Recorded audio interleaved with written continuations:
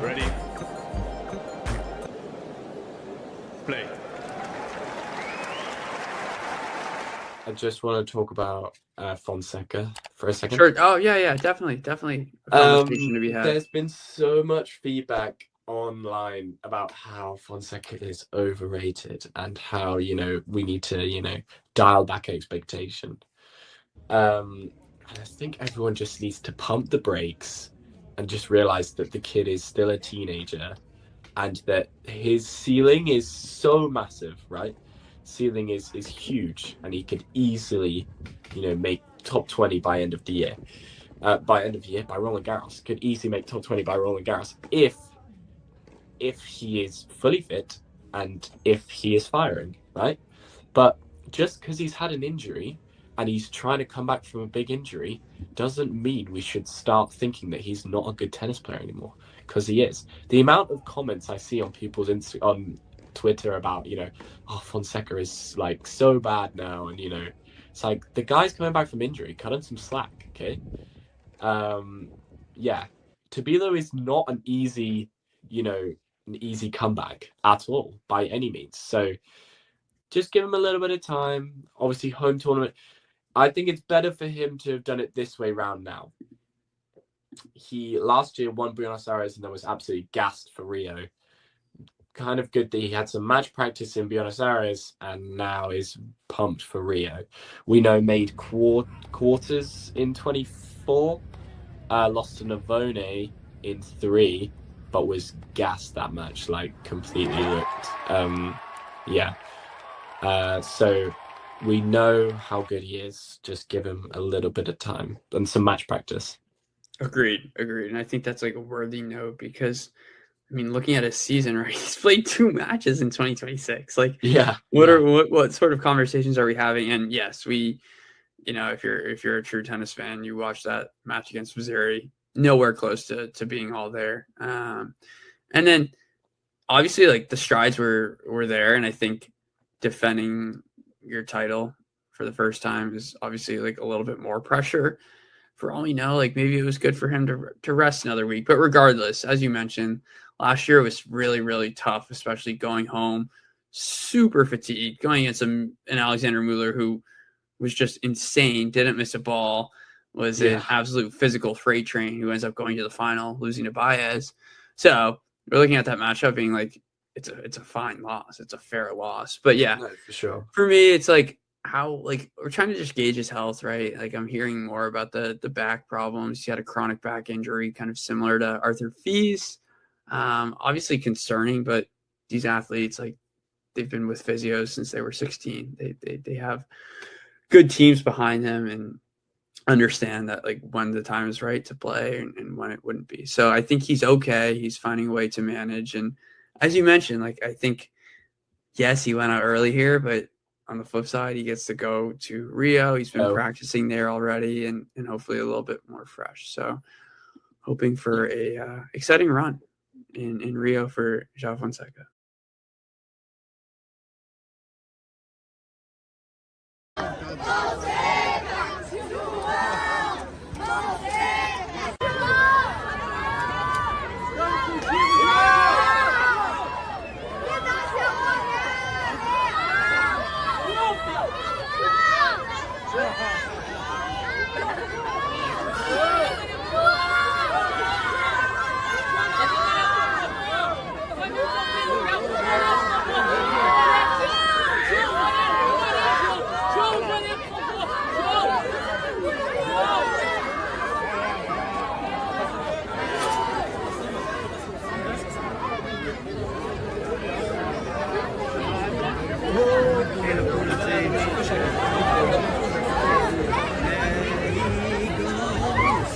There he goes again.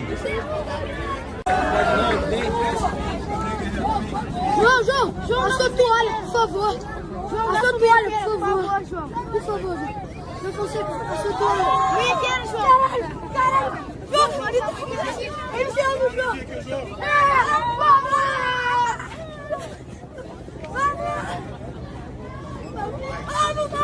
Vamos! Conseguiu?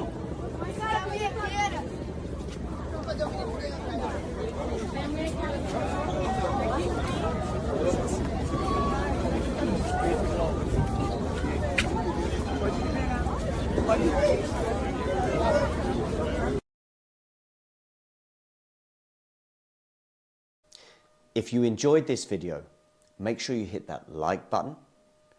Don't forget to subscribe and click that notification bell so you don't miss out on all things tennis.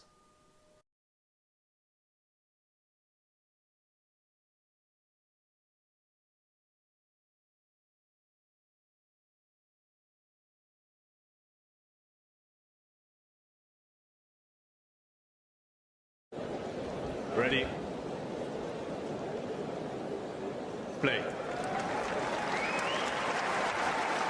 I just want to talk about Fonseca for a second. Sure. Oh yeah, definitely. A conversation to be had. There's been so much feedback online about how Fonseca is overrated and how, you know, we need to, you know, dial back expectation. I think everyone just needs to pump the brakes and just realize that the kid is still a teenager and that his ceiling is so massive, right? Ceiling is huge, and he could easily, you know, make top 20 by end of the year. By Roland Garros, could easily make top 20 by Roland Garros if he is fully fit and if he is firing, right? But just because he's had an injury and he's trying to come back from a big injury doesn't mean we should start thinking that he's not a good tennis player anymore, because he is. The amount of comments I see on people's on Twitter about, you know, oh, Fonseca is like so bad now, and you know, it's like the guy's coming back from injury, cut him some slack, okay? Yeah, Tabilo is not an easy, you know, an easy comeback at all by any means. So just give him a little bit of time. Obviously, home tournament. I think it's better for him to have done it this way round now. He last year won Buenos Aires and then was absolutely gassed for Rio. Kind of good that he had some match practice in Buenos Aires and now is pumped for Rio. We know made quarters in 24, lost to Navone in 3, but was gassed that match, like completely looked. So we know how good he is. Just give him a little bit of time and some match practice. Agreed. And I think that's like a worthy note because, I mean, looking at his season, right? He's played 2 matches in 2026. Like, what sort of conversations are we having? And yes, we, you know, if you're a true tennis fan, you watch that match against Missouri, nowhere close to being all there. And then obviously, like, the strides were there, and I think defending your title for the first time is obviously like a little bit more pressure.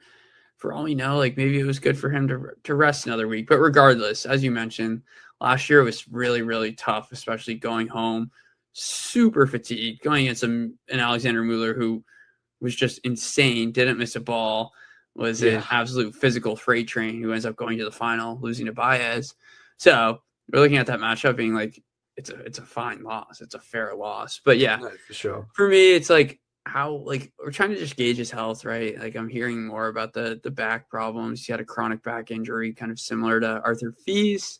Obviously concerning, but these athletes, like, they've been with physios since they were 16. They have good teams behind them and understand that, like, when the time is right to play and when it wouldn't be. So I think he's okay. He's finding a way to manage. And as you mentioned, like, I think, yes, he went out early here, but on the flip side, he gets to go to Rio. He's been practicing there already and hopefully a little bit more fresh. So hoping for a exciting run in Rio for Joao Fonseca.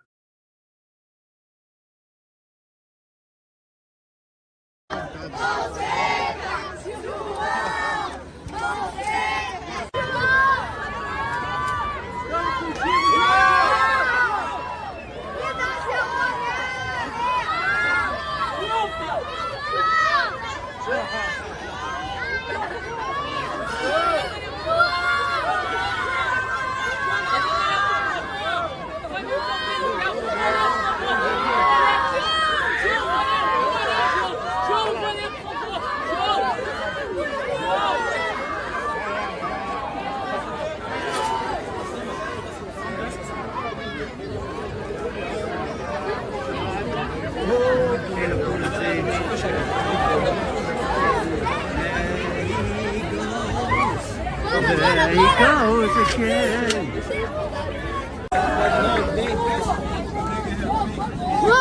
João, a sua toalha, por favor. João, a sua toalha, por favor. João, por favor, João. João Fonseca, a sua toalha. Minha quero, João. Caralho. João, ele se ama, João.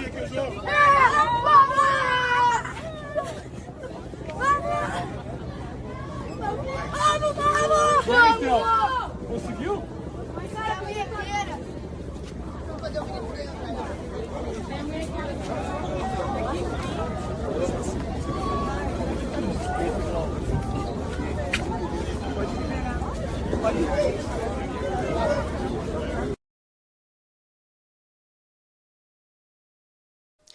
If you enjoyed this video, make sure you hit that like button. Don't forget to subscribe and click that notification bell so you don't miss out on all things tennis.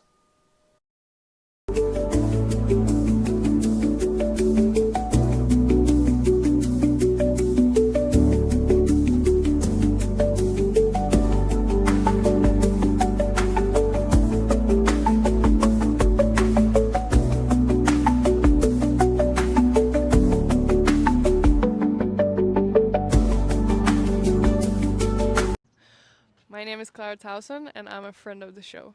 Boom. I am Francisca George, and I'm a friend of the show. Perfect. Hi, my name is Susan Leemans, and I'm a friend of the show.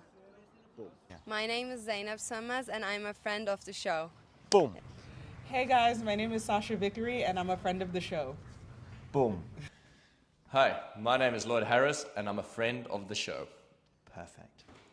Hi, my name is Jaime Faria, and I'm a friend of the show. Boom. Yes. Take one. Well done. Hi, my name is Jasmine Paulini, and I'm a friend of the show. Wow, Jasmine, you got it in one time. Ready? Play.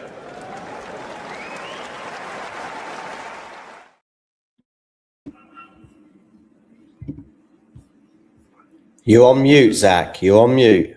And folks, we are live in Rio. I am unmuted, unchained, untamed, and the match has started exactly as how it's going to end, with a missed forehand in the net by the overrated Joao Fonseca. John, how the heck are you tonight? I'm good. Can you fill the airways for another 20 seconds just while I get my tea? I was born to fill the airwaves. John, enjoying some tea. I think that tea will be spilt and discussed on this live stream. Monteiro currently up 30-15. I have 4 more minutes of keeping John company here, and then we'll be returning a little bit after 7 to close out the match. It's clay, so we will still be here. We gotta love that. Personally, I think that red clay is the perfect ultimate tennis surface, and I, for one, am thrilled that it's that time of year. Most importantly, though, we've gotten away from what I barely consider to be tennis, indoor hard court season. Horrible, horrible stuff. Put it in the past. Hope it never comes back. Unfortunately, it will. But hey, play is here. Monteiro's up 40-15. John, you brought up before the show Alcaraz Monteiro 2024. Is that the guy you think we're going to see tonight? So the reason I mentioned this, and hello, Brenner, as well. The reason I mention it is because I think you said I've only got 5 minutes, basically, which is funny because that's basically how long that match lasted. I think Monteiro held, or he might have broken. Basically, Monteiro won a game, and then Alcaraz fell and did his ankle ligaments that ruled him out for about 4 weeks. It could have been a lot worse. I think there was a lot of concern that he wouldn't make Indian Wells, but he rushed back. But he was obviously fine because I think he won Indian Wells that year in 2024. I think it was another one of his Medvedev masterclasses. Yeah. But yeah, that was that match. So it's funny because our dear late friend Damien and I used to joke about Monteiro being the GOAT of Alcaraz because of that match that lasted 5 minutes. But yeah, just one more thing, because I know you could be going any minute, Zach, and that is this. Oh yeah, I'll tell you what it was. There was a little video I played before for my time in Rio over the last year or two. I think I might have done a little medley there. But anyway, there's a bit when there's a bit when Joao Fonseca is walking away from me as I've got the camera out, and I start singing a song, and I change one lyric, so I go from she to he, but basically the song is the same. But I just go, there he goes again. Do you know that song, by the way, Zach? As an aficionado of Britpop, of course. Yeah, because I think that it's a British band, but it does appear in, I think, Dumb and Dumber. I could be wrong, but I think it might be a soundtrack to Dumb and Dumber. Classic late 90s, early 2000s rom-com and coming-of-age story song. Yeah, right. All of the good ones. 10 Things I Hate About You, pretty sure it's in there. How to Lose a Guy in 10 Days, almost certainly. The angstier, the better. Brenna, do you concur? Do you know the song, Brenna? That's more maybe your type of music than mine, but Brenner's calling us old, John. Brenner's calling us old. I know, but that's until Brenner starts wheeling out a few Elvis hits. Monteiro first. Brenner Moonlights on a Friday night, by the way, is an Elvis tribute. Yep. True story. They almost killed Elvis in North Carolina once because they didn't like the way he was gyrating on stage. And so they surrounded his hotel in Burlington, North Carolina, and said, if you ever come back here, we are going to kill you. The mob of the good people in Burlington, North Carolina. And you'll be shocked to learn Elvis never returned to that particular township. Another great, I forget how you began that line, but basically a good true story about Elvis. I think there's quite a few of those, let's say. And I've got one as well, which Elvis used to have a person that he hired to get him out of conversations he didn't want to be in. That's amazing. That's very clearly needs that, by the way. It sounds very Kirby enthusiasm, but it's real. You see these clips of Yannick Sinner in an elevator, and somebody walks in filming, and it's like Yannick Sinner, and he's like, "Oh, I love pasta," and is just ready to end it immediately. And we've got to get Yannick Sinner that support staff. Maybe Nike could pay for it. Maybe Nike could sponsor Talking Tennis as well. And with that note, gentlemen, have a great match. It's 1-1. It literally couldn't be more tied. Enjoy, and I'll catch y'all later this evening. See you soon. Bye-bye. Brenna, how are you? I'm good, John. How are you? Yeah, good. Joining a random conversation or two there. Yeah. But where's your stream at? I'm at 40 Love, by the way, but I know that Joao's great. I was going to mention, I'm at 40 Love serving. I have, which it depends, because I still have a cable TV at my house, so that I use to stream Tennis Channel, which is probably 2.5 points behind a regular. Wow, that's stream. A lot. I think in real time I'm probably 30 seconds behind, and therefore 15 behind most speedy-ish websites, including Google. Speedy-ish. I think the TNNS app, they actually told me once that they timed it to see how far they were behind. I think they were pretty fast. They were 7.5 to 8 seconds. Yeah, they are very fast. Yeah. Now, John, I'll use that moment to ask you, TNNS is my favorite tennis app. It's been my go-to. Is it really? Okay. Really, since I started following the sport. The only reluctance I have about naming it in that bracket is that I think their live updates in terms of what do you call it? Stats. Rain delay? Well, stats unforced errors and stuff. It can be a bit off, I think. Okay, so you go to Flash Score for that? No, I just don't. I just go to the ATP. Well, for ATP, I just go to the ATP website, and during slams, the slams are pretty good. The slams themselves and their websites are pretty good, I think. It's been a while since I checked this, but certainly a year or so, or 6 months ago, they seem to be pretty on it. That would be my preference. I used to share but by the way, I think the guys that set up TNNS, I think they just set it up and then just basically disappeared. Because Yeah, I used to be in touch with them quite a bit, but they just don't respond anymore to emails. Interesting. I know you have it on the site, which is awesome. Yeah, right. Exactly. That's integrated. Yeah, on the website. Yeah. No, that's great. But I mean, their catchphrase like always had me pondering. It's like built by fans for fans or something along those lines. And I'm like, well, they do. I think they do a great job. From the top Joao's level. done a great job with that forehand, by the way. Really low fizzing over the net. Regarding these two back-to-back Golden Swing tournaments, I think I have a bit more fondness for the Buenos Aires tournament than Rio. Tell me why. Yeah, there's a few reasons behind it. I think some of them are just completely subjective, by the way, and just about my experiences at the two tournaments. I find... I think this is an IMG. If not, it's not an IMG necessarily. I don't think they own the tournament, but there's a few fingerprints of IMG on this tournament. And I tend to find these tournaments a little bit more difficult in terms of media relations.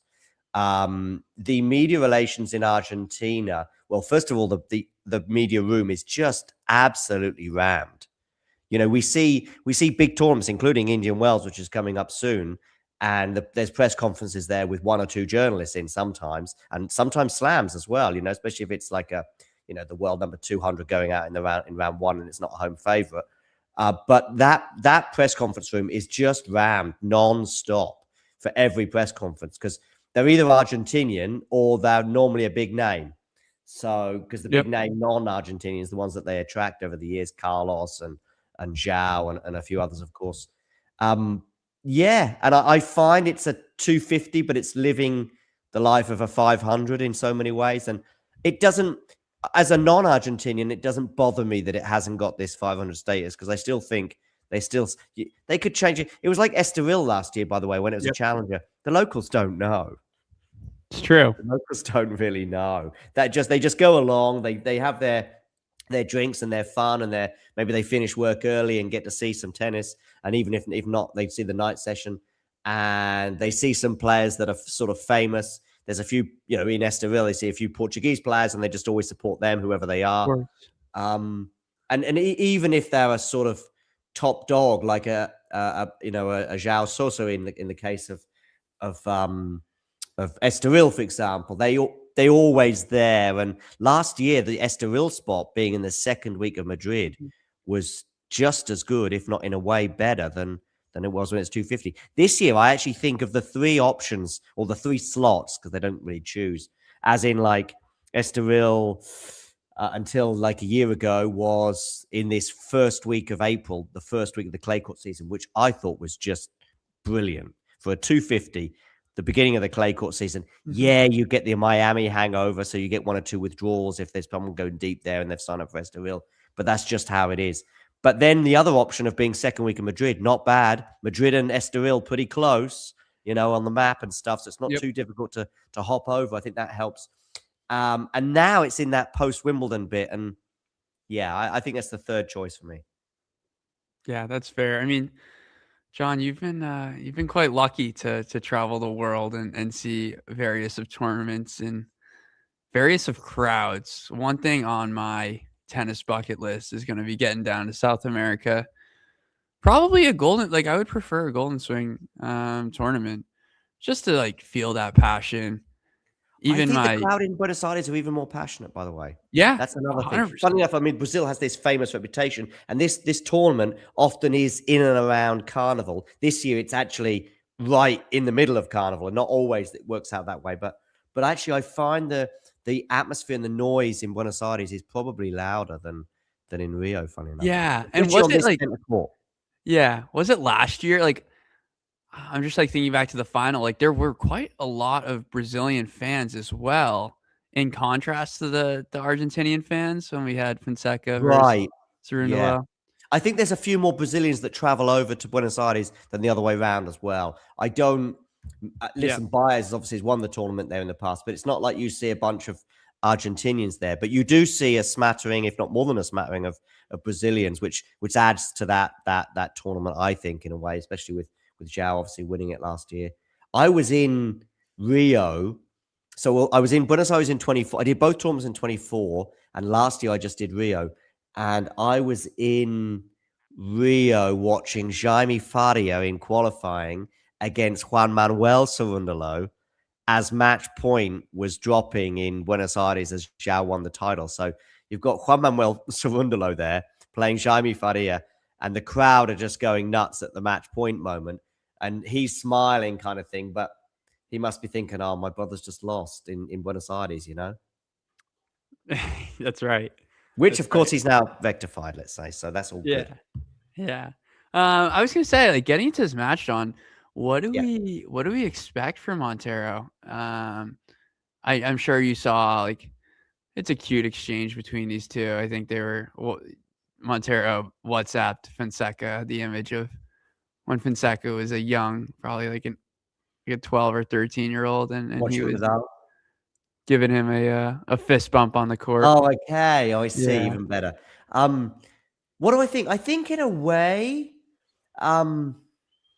you would like Fonseca being the favorite, probably straight sets.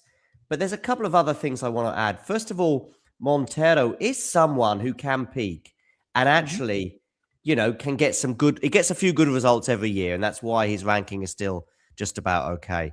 The other thing as well is maybe this year Fonseca not winning in Buenos Aires, coming a few days earlier, maybe just a 1% less hype and expectation, and him playing a Brazilian in the first round might mean that, normally, of course, 99% of that crowd will all be behind him, right? Yep. Today, I think he'll still get more support and, Brazilians, but they probably won't show that. That'll be more inward, that feeling. It'll be like, I would like Fonseca to win because, Monteiro's a great guy and he's been around for 10, 15 years or whatever. And yet we think Joao is the real deal and maybe going to win a Grand Slam one day, and certainly may well win Rio one day. If not this year, then sometime soon. So again, if you're looking forward in this tournament, which one of these is more likely to win the title, then obviously it's Joao. So yeah, now that might not really ever manifest itself. They'll just cheer both players, I think. Right. Yeah. I think this one's interesting because, I mean, this is his third time playing, if I'm correct. Yeah, I think so. Yeah. He beat Feast in 24, went out in the quarters. Last year went out first round to Muller. Yeah. So this is like the first year of him being last year established, but last year he came from a title, right? And that was such a grind of a week. That November to February period last year for Joao. Oh, that's right. Given that he had to prep for next gen and all that. Yeah, exactly. He won next gen, didn't he? He won a challenger in Canberra, and I might even be missing a challenger he did well at. Then, of course, he qualifies without dropping a set in Australia and beats Rublev and turns up in Buenos Aires, wins it was just non-stop. It was unbelievable rise. So now it's like it's and you don't wish losses upon everyone. I wish that was more of a thing in tennis, like a scheduled loss. It all sorts itself out, but it's like the goal. Like I talk about, we've had this conversation about the back-to-back clay tournaments. Like there's just no way you're going to be fresh for all of them, So it's I guess in itself, it's an opportunity for him to, one, avenge last year, two, hopefully feel like a lot better health-wise, get some training session in. He played doubles yesterday, which is probably, a lighter and fun warm-up. You get to have a companion by you. I think again, because of his home tournament, and by the way, he is from Rio, the city as well. Okay. He'll, not have to, but he'll enjoy as well, I think. But he will give both. I don't think he'd withdraw from the doubles. That's what I mean. Normally you'd get that, wouldn't you? You'd get withdrawal unless something was really nagging him. And I know he's got his back issue, but I think if possible, because he could get to the semis in the singles and he could get to the final in the doubles or something like that. And I think, of course, if there was an injury, but if it was just a case of, I think I'm going to put out the doubles because I want to save myself for the singles, I don't think that decision would be made. That would be made at every other tournament on the tour except this one. Yeah, and I'm actually going to take a little look at the doubles draw to see who they have next. Not that Yeah, the crowd for me on the center court. I mean, I know you get this a lot across the tour, but I think comparing it again to Buenos Aires, the crowd on the center court are not quite as wild as they are on the outdoor courts. Whereas in Buenos Aires, it's just wild all through. Somebody asking in the live stream, by the way, about where you can watch the match. Well, Robert, first of all, it depends on where you are. And secondly, normally you've got to pay for it one way or another. But let me know in the live chat where you are all watching from. Go on, Berner. Oh yeah, let me quickly check this. I want to look on the doubles draw. Yeah, the doubles draw to see who they have. Who does Melo typically play with? Zverev, no, hasn't he played with Zverev in the past? Yeah, he always hangs out with him. I guess in a few Masters. Okay, they're likely going to get the 2 seed. Yeah, well, that helps. Not helps because I'm sure they want to go far, but they won their match. They go out in the next round. Joao continues on in the singles. Interesting thing. I was thinking about this a lot, and I think it's a conversation that we'll be revisiting over and over again throughout his career, as we do with Carlos.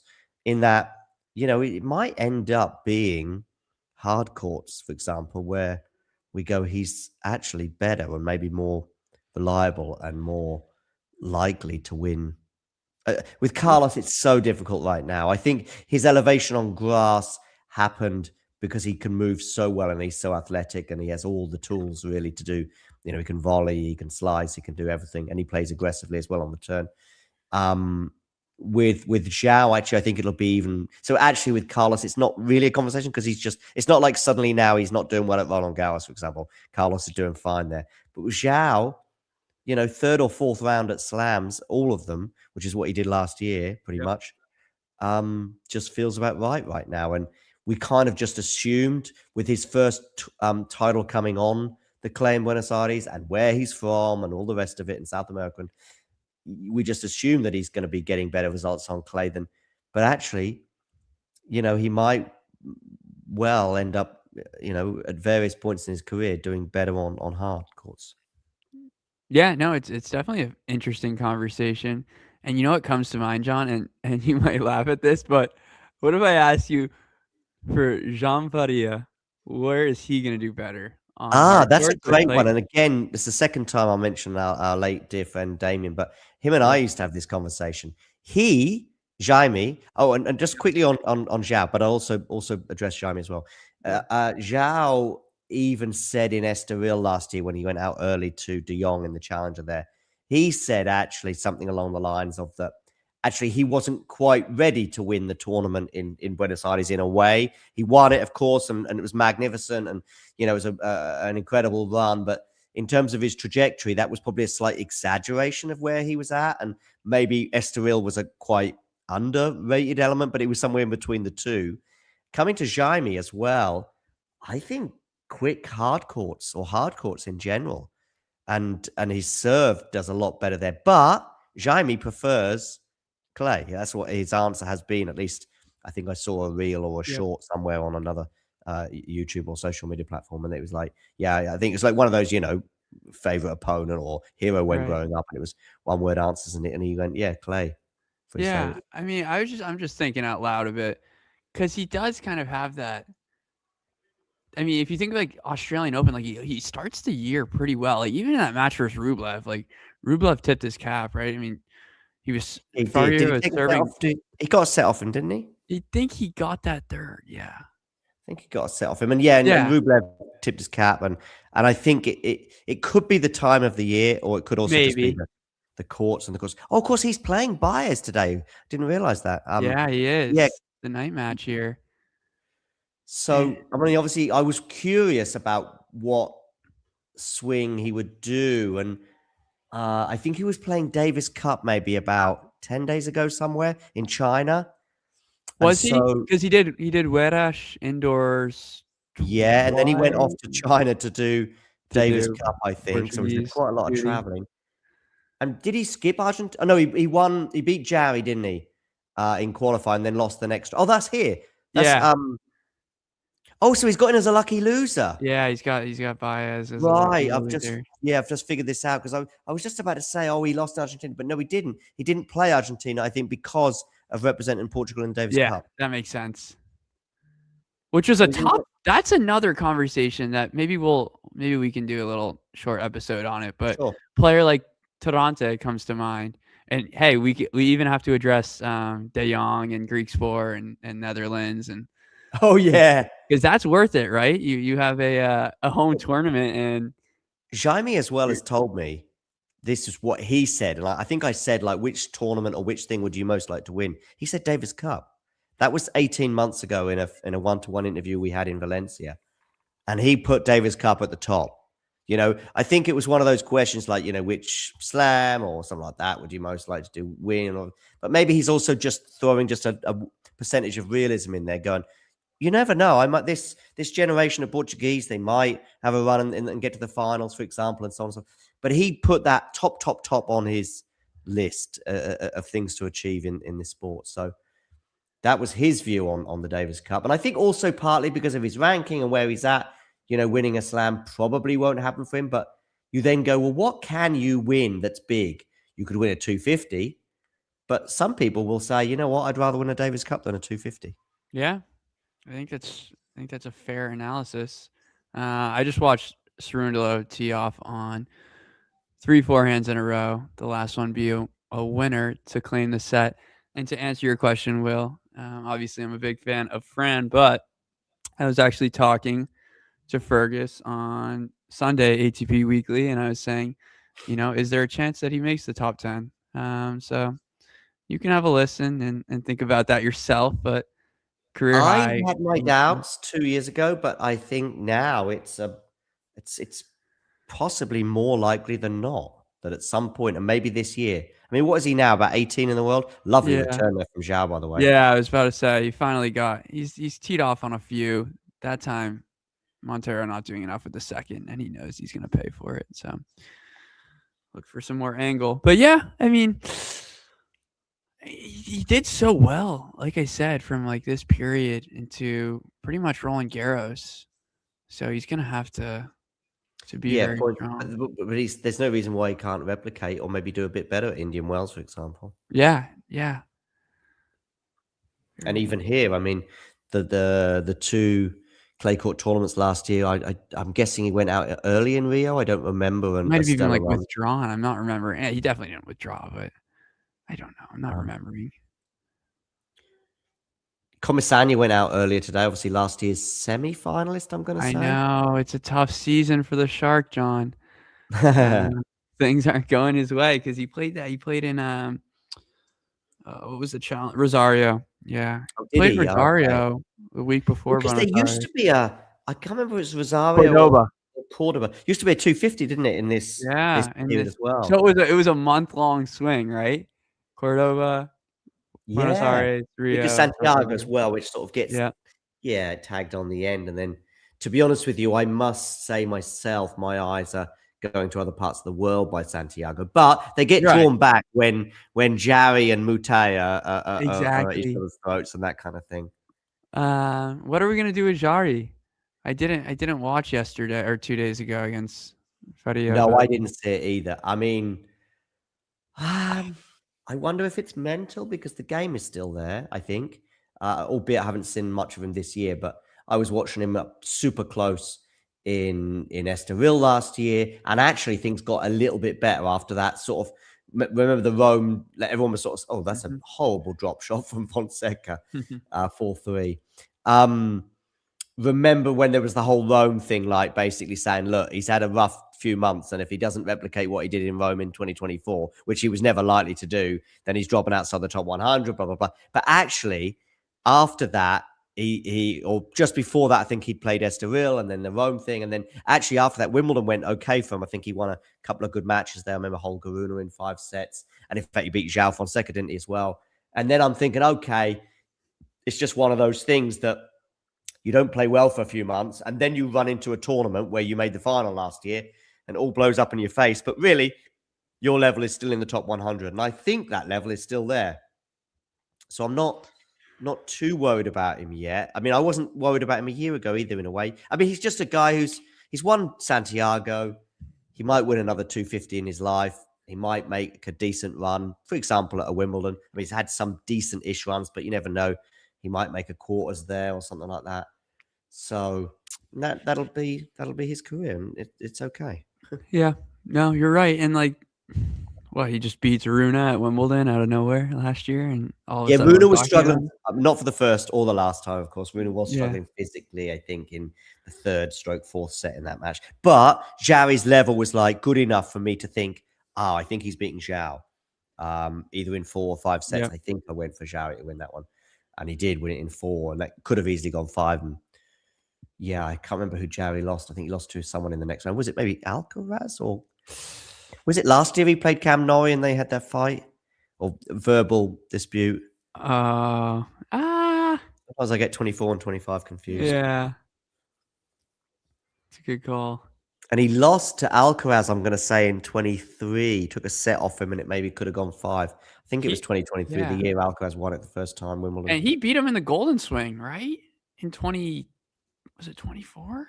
No, did he beat him in Buenos Aires? Who beat Alcaraz in Buenos Aires? Someone beat him. I think it was Joao made the final that year, I think. Yeah. I was at the match, and I spoke to Carlos afterwards. I spoke to him about his concentration, which is still a theme with Carlos, but around that time, Carlos was probably at his lowest ebb, I would say, since he made the main tour, just because of expectation, So yeah, sure, he goes out like 3rd round to Berrettini in Australia in 2022, and he doesn't make the semis of the French in 2022, but it's all about expectation, isn't it? And where you're looking at. And he lost in the 4th round of Sinner in 20. But by 2024, he was basically the best player in the world, and he wasn't getting anywhere near those kind of results. Right. He got injured in the 1st round of Rio, and he went out early. I think maybe it was a 1st round loss to Joao, but whoever it was to in Buenos Aires. And there was all this conversation, and I think he didn't win a title for like 6 months until Indian Wells. And then it was all good again. Plus, he got injured in Rio as well, and so I was surprised he came back as early as he did, and he was obviously fine in Indian Wells that year. Good day to you, Jake. Support Monteiro.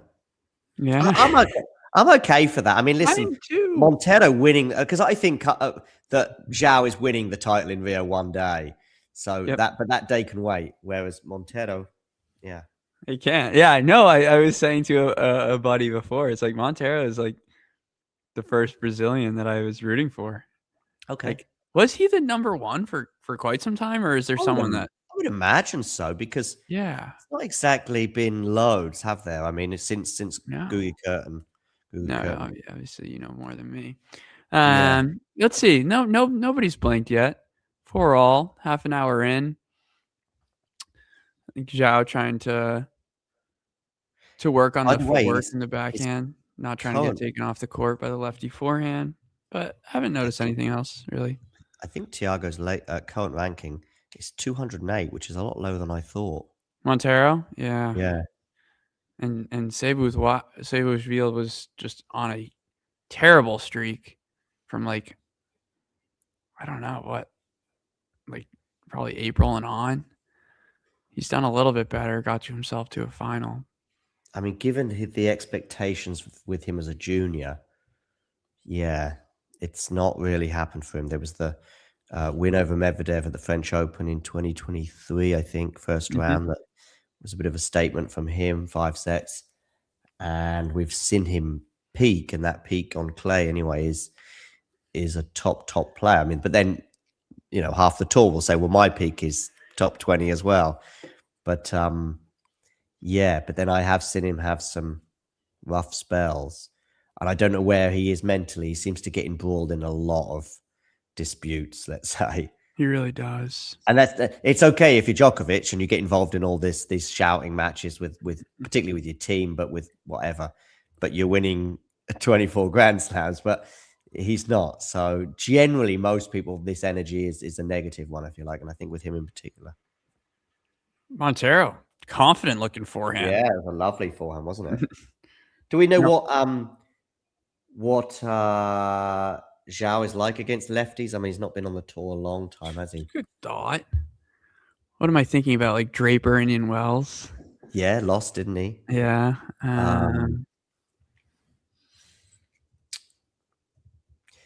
mean, who is in the upper echelons of men's tennis who's a lefty? Shapo's a lefty, isn't he? Shelton, Shapo. Shelton, of course, yeah. Humbert, Nori. I mean, Nori. Yeah. But he's just not been on the tour long enough, really, for us to have a real feel about him against lefties. Yeah. Drop shot there, but Joao should get it and win the point. Well done. Well done.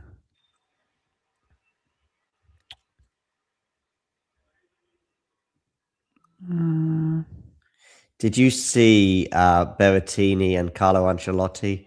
Oh, it's class. Together? Yeah. Have you also seen Carlo Ancelotti, let's say, enjoying Carnival to the absolute nth degree? I haven't seen that. Okay, so there's a few pictures of him with some very young, attractive Brazilians. Yeah. Was that this past weekend? Yeah. I think around the time of whether it was the same day as the Berrettini promo video. Yeah, I don't know, but I think it might have been because I think they both went to this velodrome. Which is in Rio itself. Actually, I've never been to the velodrome itself. So often these images, double fault there from Monteiro 4030. A lot of the images you'll get back to our TV screens and our newspapers and stuff regarding Carnival in Rio is the velodrome where you see everyone doing the dances and stuff. That's a ticket only affair, and that's where I saw Ancelotti and Berrettini in one of their sort of photo opportunities. Another one was actually at the tennis in Rio as well. And yeah, also Ancelotti enjoying Carnival. If you just Google Ancelotti enjoying Carnival, I think you'd get the images I'm referring to. He deserves it. Don Carlo. Nice hold there for Monteiro, which obviously had a little bit of a wobble at 40 love. You know, John, random because I'm just looking at some more draws. This week in tennis might go down in history for the most lucky losers to ever. Well, on women's tennis, especially, or you all the above. It's insane. I mean, that draw in Dubai just decimated. I mean, but so predictable, right? Because of where you back-to-back 1000s ahead of the Sunshine Double on the back of the Australian Open. I mean, that's I've always struggled with the WTA calendar. Even when we get to like the Asian swing time and they just keep throwing tournaments at you. And it's just like, I mean, you can only handle so much, right? Yeah. But yeah, you make a good point. Like the Sunshine Double, I think it's slated in the perfect spot, but this should be a buffer time. Like, yeah, absolutely. This should be 250s and 500s. Yeah. And you play your home ones. And I also, yeah, very funny, Jake. Yeah. I also feel uncomfortable about mandatory. I can't understand how you can say that to any sports person that you have to play this, or you just invent an injury, which is what, of course, they do, or fatigue or whatever. I mean, well, what a silly world we're living in when we just make people do that. I mean, how can you force an athlete to play? Irrespective of whether they have an injury, surely I should have the right to be a professional tennis player and say, I don't want to play this tournament because I know. And I feel like that's kind of Pegula's perspective. And I don't know about argument because she's done a lot. And I feel like I'm just speaking to memory at this point. But especially in the WTA, like they have far more mandatory events. But like, one, it's not healthy. Two, as you mentioned, like these players should have the right to be like, no, it's not for me this week. Or I know this is not right, but like Joao, for example, I don't know if this is going to be necessary for Carlos or Sinner, but yeah, like you pay $1 and he'll show up, and that's that too. But they don't have to play another tournament until the first week of March, so it doesn't really hurt them, right? No. Yeah. The the Joao Fonseca, I know he's serving right now, so it's not such a big deal, but he's just gone big on that forehand and gone long.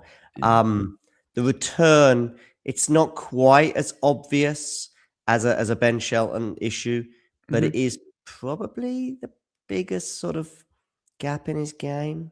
I mean, I know he hit a decent return a few points ago, and I don't know. I think I've seen some video footage of him obviously practicing returns with the coach and stuff like that, and I think even they sort of readily admit that that's the area of the game that they'd like to improve the most. Because the serve is pretty close to, certainly for his age anyway, you know, and I think it's good. It's very, very, very good. It's not a weakness, let's say. I don't think. I know these things peak and trough. Forehand, of course, is always probably going to be his biggest weapon, especially when there's a bit of time. Right. But the backhand is all right. It's but more than all right. It's really good. So, yeah, I think his touch is okay. And by the way, you can get to top 5 in the world, I think, without the best touch in the world. And maybe Zverev is the best example of that. Yeah, but here we go. Like pressure. Yeah, 30 all. Yeah. 2 points away from the set here for Thiago, which I think is James in English. So, you know, there's often, you know, translations of names. Yeah. I think Thiago is James. I did not know that. Yeah. Oh, nice flat forehand there from Joao. It's not one in the point, but incredible backhand, but lovely defending from Monteiro. But in the end, it's just too much. Yeah. Yeah, because obviously in Spanish, you've got James. Although Jaime would be James as well, wouldn't it? Let me have a quick look. Maybe Thiago is a different well-known name, but I'm going to check.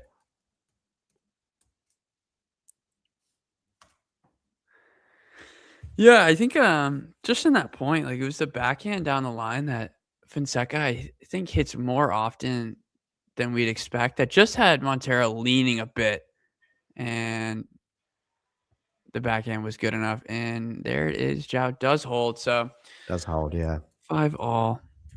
There's the AI, basically, translation of Thiago. Beautiful.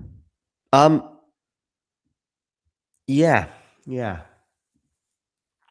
I think of the two players so far, I think I'd be a little bit more, just a tiny bit, so not a lot, a little bit more concerned if I was Joao, that I haven't really made much of an impression on the Thiago serve.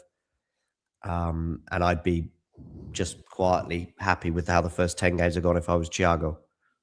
Agreed. I mean, what else here?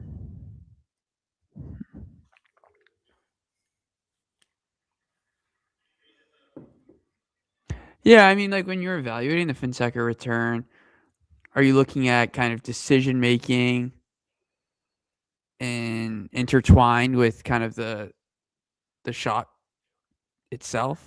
I think it's the shot itself a bit more, because if it was decision making, then, you know, you would see spells of incredible returning, and then you'd see spells of not so good. So I do think it's just, you know, something in terms of his reflexes or his makeup or something more technical that's even beyond me. You know, it's decision making. I think of someone like Holger Rune, by the way, in particular, when it comes to who does have an elite return in spells, but it's just not. I mean, you had when he was coached by Patrick Mouratoglou, you know, Patrick would maybe be his brain a little bit more on return than Holger was maybe capable of in terms of return position in particular. Patrick would be, you know, giving him advice on where to be, and maybe Holger wasn't quite at that point able to figure it out himself. I'm going back 18 months, maybe even 2 years. I remember there was a spell like that. But Joao, I think it's more of it's either a technical or just a generic sort of weakness, if you like, that he's not capable of doing so. But it could be something about the way he hits the ball. I don't know. But it's not a quick fix, I don't think. Which actually, if it was strategic, then I think it would be. So where strategic, I think, can be other elements of his game. I.e., we heard Federer talking about this with Joao recently, wasn't it? In terms of when to pull the trigger. That's strategic.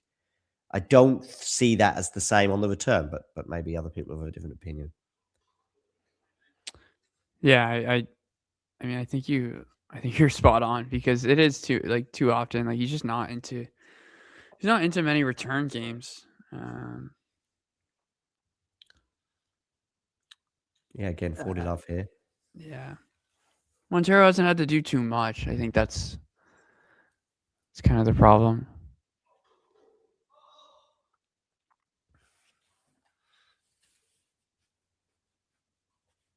It will, listen, even if he's had a sticky start to the year and obviously injuries played its part. Ooh, double fault. It will come together at some point pretty soon for Joao, I think. In just, a couple of semi-finals here and there, which is good enough. That would be a huge improvement on his, for example, on the Sunshine Double if he makes either of those two semi-finals. And in Miami, by the way, they're going to go pretty crazy for him. And they've done it, obviously, because there's so many Brazilians living there, in Florida. Right. Exactly. I was there. Of course you were. Yeah. That Demon R match was... He should have won it, which is too bad. Yeah, I remember the back-to-back matches he had with Lerner and Demon Or has been really exciting. Yeah. They were both a lot of fun. And in the end, Demon Or just sort of doing what Demon Or does. He's gone long there, I think, Joao, and it's another easy hold for Thiago.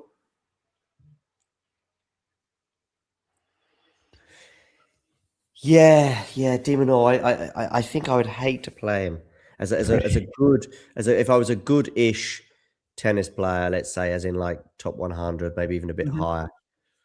Just would drive me nuts. Like he drove Andy Murray nuts towards the end of Andy's career, when Andy, I think, was up a couple of times in big. I think he might have been up a double break once on Demon Or in the deciding set. I'm gonna say Paris Bercy, maybe 23, something like that. Okay. Anyway, and it was just during a spell of Andy lost like 4 or 5 times in a row to him. Now he's up a double break. Surely the spell is going to be broken. Nope. And once it went back, once it was like, I think, we got 1 break back, you're thinking, oh no. And you could see Andy, and it was a match where Andy smashed his racket after losing. And I felt for Andy when he did that. Yeah. I remember they played in the clay season. It might have been Monte Carlo, honestly. I don't know. 23. Mm-hmm. And it was like 3-3. Oh, wow. Something like that. I don't know. But yeah. Just not a guy you want to play. Yeah, if you've got any sort of slight doubt. He's talked himself about having own doubt. But I saw it a couple of times in Turin. I think it's when he highlighted it, particularly maybe around the time of the loss to Musetti, which was obviously a tough one for him to take because it was so close and really probably should have gone his way.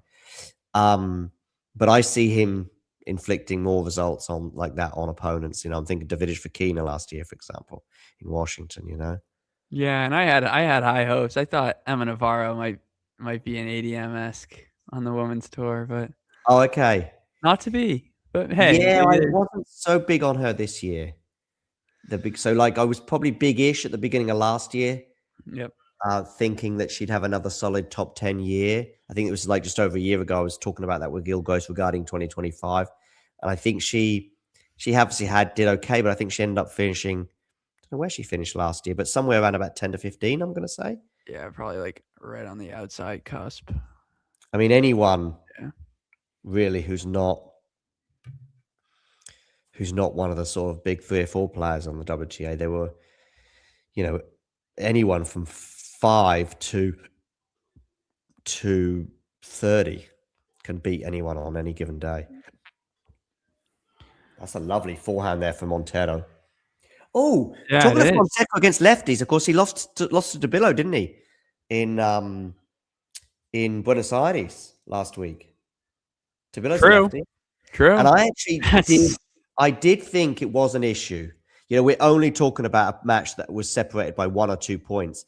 Joao, in fact, when he gets back on serve in the first set, a set that he went on to lose, he's up 40-15 on his serve, and it should be 4-all, and somehow loses that game. Nice ace from him down the tee there. And there was a few times, I mean, maybe it's the placebo effect or you're convincing yourself that things are happening, but there was a few times when there was just mega inside-out forehands that Tabillo was loving going into his lefty forehand, you know? Yeah. And Tabillo was like playing better defense as the match went on, to be honest. Yeah. That's how I felt. Nice forehand winner down the line there from Joao. So suddenly little concern. Yeah, I don't think Monteiro's going to go back to that strategy, chip slice to the forehand and then get angled on the backhand. But yeah, I think Tabillo, like, these draws are so hard, John. I'm in the boat of like these matches are just so yeah. hard. I mean, Tabillo, nice, another race down the tee for Joao. Yeah. So Zhao's serving very well, Jake. That's one thing I would say. But he's just not making an impression on the return as yet. We are going to go to a tiebreak. Yeah, no, that comment I made about the WGA Tour, and by the way, you could even go, I said outside the top 5, but you could put right now when Coco's going through a bad spell, which I think for her standards she is right now, you could suddenly go as high as 3 or 4 in the world, down to 30 or 35 on any given day. I also think, depending on the surface and depending on the moment, you know, on clay, for example, you throw in a Tabillo and you throw in, you know, Tabillo could beat Zverev on clay. Yeah. You know, Joao could beat De Minaur for sure. Yeah, I was going to say. Yeah. And so again, once you get outside the top 2, look at that wonderful forehand winner there, inside in, down the line. He's loving that, Joao. Mini break. There it is. That's the first expression, which is fair. Yeah, that was big. That reminded me that celebration of some of his celebrations in 24 in Rio, actually. Still not had Joao against Carlos. That was a match that I think there was going to be an exhibition, but they never ended up playing it. I think no, they did. They did. Oh, they did it in Miami, did they? Okay. They did play it in Miami. It was good. That was just whatever. It's not really relevant to talk about. No, it's an exhibition. But there's been a few tournaments with like around about a year ago. Oh, they could play, but then they just didn't play, I think. Is that another ace? 3 aces in a row numerically? If you were to go back, not in a row, because I think in that final service game he had 2 aces, but in 3 points, something like that. Great start to this tiebreak for Joao that I think, should put it. And another big serve there, and that's going to land just out.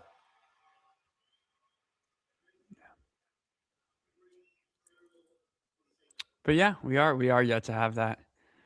Who knows? Maybe a little Indian Wells. I actually think there was more anticipation for it a year ago than there is right now, just because of this last few months where Joao is at, and also because of where Carlos is at in terms of him being, I think he's still pretty spectacular, but there is just a 1% of my mind thinking he's just a bit more solid now than he was, say, 6 months ago or even a year ago.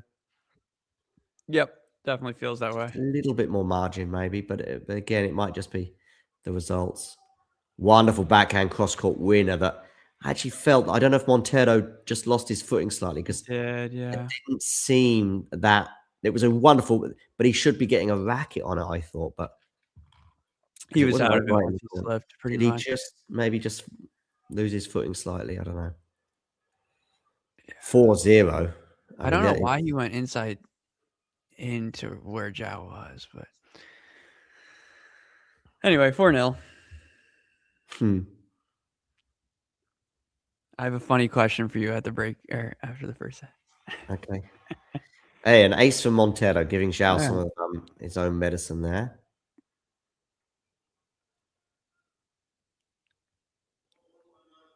So this tournament is held in a. Oh wow! Yeah, just click the line. I think the region is called Leblon of Rio. Okay. The first year I went, I was pretty much always Ubering it for convenience and, of course, safety as well and all the rest of it. But actually, last year, I went by Underground a few times, actually. And it's not that bad. Yeah. Well, so what was your first edition? 2024 was the first time I went. But yeah, last year I was going on the Underground. And first of all, the Underground is super safe. So, hang on a second. Let's just see how this pans out. Good return. Good depth. There's the drop shot. Monteiro did all he could off that drop shot, and 5-1 though for Joao. Yes, so first of all, because some cities, some people are obviously a bit more anxious about getting the underground, and yes, they can be sketchy places. I just remember the movies in the 80s would always be like something dodgy was going on in New York on the underground there, or the subway, I should perhaps call it. And yet, some let's say cities where they could be certainly deemed as dangerous, such as Rio, such as Santiago in Chile, where I lived for 6 months, and a few others. Actually, the underground is super safe for various different reasons, which I won't. But and I also knew the 5-minute walk from where I was staying to the underground was fine. It was the only problem is the nearest underground to this. Another race from Fonseca is going to bring up 5 set points. It's a 15-20 minute walk, but you are in a very nice neighborhood. That doesn't mean that sketchy things don't happen and can't happen, especially probably at night. But daytime, I don't think you got much to worry about as long as you've got your wits about you. Right. So I'd often get in fact, I think always get an Uber back, or not always, but most of the time. But going there, the matches also don't start till 4 p.m. local time. I know. I mean, everything's so late there. So is there a culture of like? It's about weather. I think. So yeah, it's too hot. Guys, they would play in the daytime because the weather's a much cooler temperature there. Interesting. Okay. Clip the net maybe. So it's another first serve. Yeah, it's just purely temperature related, I think. Got it. Yeah. Rio's hotter. Just like Mexico. They not start sort of 4 or 5 start late, yeah. This tournament's got such a big circle around it. Oh, he's missed the backhand. It was a really good return from Joao, to be fair. Now, that was an instinctive one as well. That there was a great return from him on the backhand side. That still, Thiago probably, because it was a good serve. Arguably, you'd give the serve, if we were doing the whole score rating on Tennis Insights, you'd probably give that serve something close to an 8, so not bad. You'd give the return maybe an 8, 8.5. But still, Thiago should make that last shot that he hit cross court and out in the end. Yeah, lights out breaker. Started with that. Yeah, it was a lights out breaker in so many ways, really. Yeah. Inside out, forehand, ace, 3 points. 3 aces, I think. Two from Joao and 1 from Thiago. What was your question about? It was soccer related. I don't know what. Yeah, was it about when you said nil? Because I think you said 4-0 or yeah, something. that's you read my mind. Yeah. Well, man, hell of a stretch. And yeah, 4 wins and a draw. Yeah. Now you got people talking about the United Strand, and yeah, I know. What do you make of it? I find it amusing, and I get it. I think I've done something going back 20 years and didn't do obviously anything social media wise 20 years ago social media. But I remember saying something like, "I'm not having a shave until England go out the World Cup." Yeah. But of course, with that, you've got, if they win the World Cup, you're still going to have a shave after. You're not going to go 4 years without having a shave, right? Because they don't lose. If they win back-to-back World Cups, then you'd go 8 years without shave. But I think I did that, and I would just talk about that with my mates. And so the guy's obviously done it and has done it as a laugh. I don't think he was imagining that it would get as much traction as it has. I also don't think he probably thought he was going to be doing it for 18 months plus. But yeah, he's got a lot of negative feedback, but I don't get it. I think people I saw Wayne Rooney say, "Oh, I'm sure he," but I think Wayne Rooney's just not necessarily thinking when he says this. Right, but I have friends who say the same thing. It's like at this point, I think he has to have something in the back pocket. If he wants you, I think if it was me, I'd still want desperately for United to win. Right. Because I think he's got the following now, so he'll still have however many millions that are following him on various platforms. Yeah. And he's also probably quite annoyed by it all, and he's a Man United fan, and I'm just not. Whatever. I'm just not angry about it like some individuals are. Yeah. No, when it gets to the locker room, it is a little much, but yeah. Right. I know it's come up in Carrick's press conference and stuff like that, but he's already straight batted it once, and he won't have to probably deal with it again until we get another 4 wins in a row, probably. And Carrick straight bats a lot of things. I don't know if you know that expression, to straight bat something. It's a cricket term, I think. Okay. It's just give it an easy. Yeah. No, I'm just not going to play that game kind of thing. So yeah, I wonder what we could do in tennis. Like Alcaraz, I guess, is unbeaten this year, right? I'm thinking because he didn't play warm up to Australia, and he's just won a day, hasn't he? Like, you're not getting your hair cut till Alcaraz loses. Yeah, but he's going to lose at some point in 20. So you're not going to go 18 months. But well, I mean, of course, he could do the whole year. I think there is a big Fokina fan. Not cutting my hair until Foki wins a title. Oh wow! Then you're going the other way around, aren't you? You're then going until they win a title. Yeah. Well, because he might never win one. He might never. I think he will. Botic, I was really pulling for him the other day against Di Minori in Rotterdam. Because to win your own, obviously he's never won a tournament. He's in the conversation, although I do think David Fokina is ahead of him. But he's in the conversation of top ranked players not to have won a title, especially given when you throw in his age and how he had, I think, some match points, or he was certainly serving for a title against Rune a couple of years ago. And so he's now in a quarterfinal, and he's up a set, and he's going into a second set tiebreak, and I think it got to 2-2. It's a lovely backhand cross-court winner there from Monteiro. They've given that good a lovely iron. I think they've gone over with that court right now. It looks so smooth. Yeah, and so of course I know it's still 5 points, but he's in his home country as well. And of course I knew that he'd have to probably beat Felix in the final and Bublik in the semis, I think it would have been. So it was still a tall order, but suddenly you're up a set to love in a match I didn't give him much of a chance in, and he's up a set to love. And also I think that third set, he was down a break, and I thought, well, that's that done now. Then he retrieved it. Once he lost the breaker, and then he's down a break in the third, I'm thinking, but he breaks back and gets to 5-all as well. So again, he's not far away. And he might still win a tournament, but I think he probably won't. Whereas David Fokina, I think he will. And also just to have done it in Rotterdam would have just been, it's as good as you're going to get if you're Botic van der Zandschulp. 100%. Win an ATP title, 500 in your home country, having had so many near misses in the past. Yeah, I mean, well, we don't have to talk about it more, but that Munich one, I've gone back and watched it. Was it Munich? Was it against Rune? It's one of the worst things. Yeah, because he has folded there, I think, hasn't he? Oh my gosh, yeah, he's made it twice. I think he made it back-to-back years. But yeah, that is that. Yeah, Buenos Aires is up there with Estoril in many ways as a tournament that's close to my heart. Oh, for sure. I know I sort of talked about it before, and it might seem a bit obscure, but the that press room just being so packed for all the press conferences it's heartening. Let's say, considering how many press rooms I've been in for bigger tournaments that are just empty. No, it definitely seems special.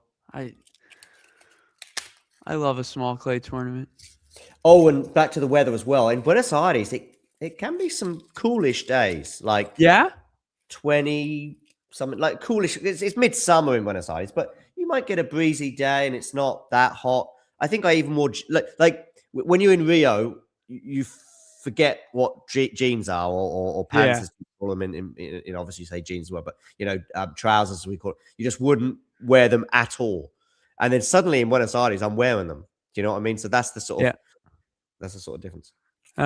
Stunning return for Monteiro. Brings up a deuce.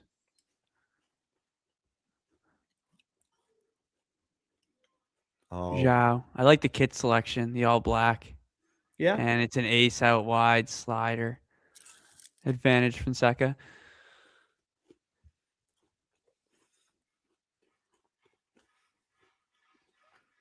I've got some Wilson tennis shoes coming my way in the next. Oh, do you? Yeah. I'm not sure if they're to try out or to keep, because normally when it's to keep, they explicitly say, but then shoes, that's a bit of an unusual thing to try out, let's say. Do you know what I mean? And then send back.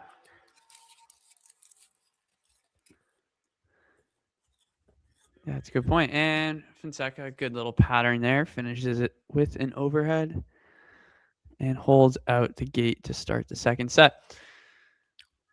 Jake, I assume what you mean is Brenner is what Ineos would aim for, because Ineos don't often get the best in class, as it turns out. But it's an expression that they used when they bought into the club of United. Oh, is that so? They want to get the best in every department. Mm-hmm. That's how it should be. Yeah, they've not delivered though. Let's say that. What is it? You got a Monday game next week, I heard. Well, have we? Yeah, maybe. We're barely playing at the moment just because we haven't done none of the cup competitions. Right. Everton is our next match, I think, away. Yeah, Everton on it's Monday. Yeah. Yeah. Yeah, it's a sort of 3 or 4 horse race for the Champions League spots. I think Arsenal, City are pretty much done, but then it's Villa are not over the line yet because they've got a few injuries and have dropped points, and even when they have won, they've been struggling to win. So Villa, Man United, Chelsea, Liverpool, and 2 or 3 of the 4 will make the Champions League. Probably 3. So then it's just one of the 4 is going to drop out. Joao's liking that point. Love 15.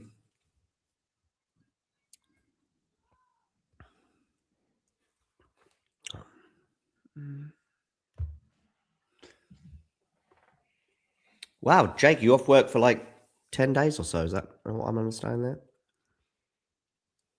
Till the Friday after, yeah. There you go.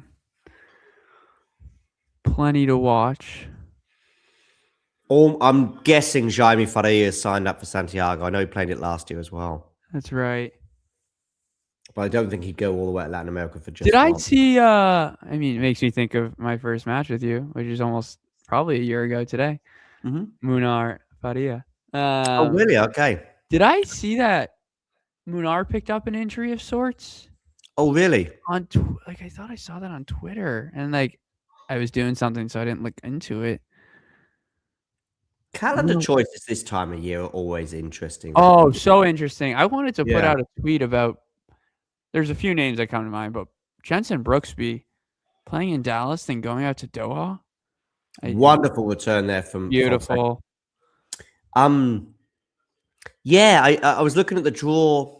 I'm going to say it was for Buenos Aires, and it was like, all the Americans are in Dallas pretty much, and then obviously Delray. But there was Emilio Nava playing in Buenos Aires last week. So Nava is he is a clay courter. Right. I mean, he's got a Latin American name at least. So I don't know what his background is. Right.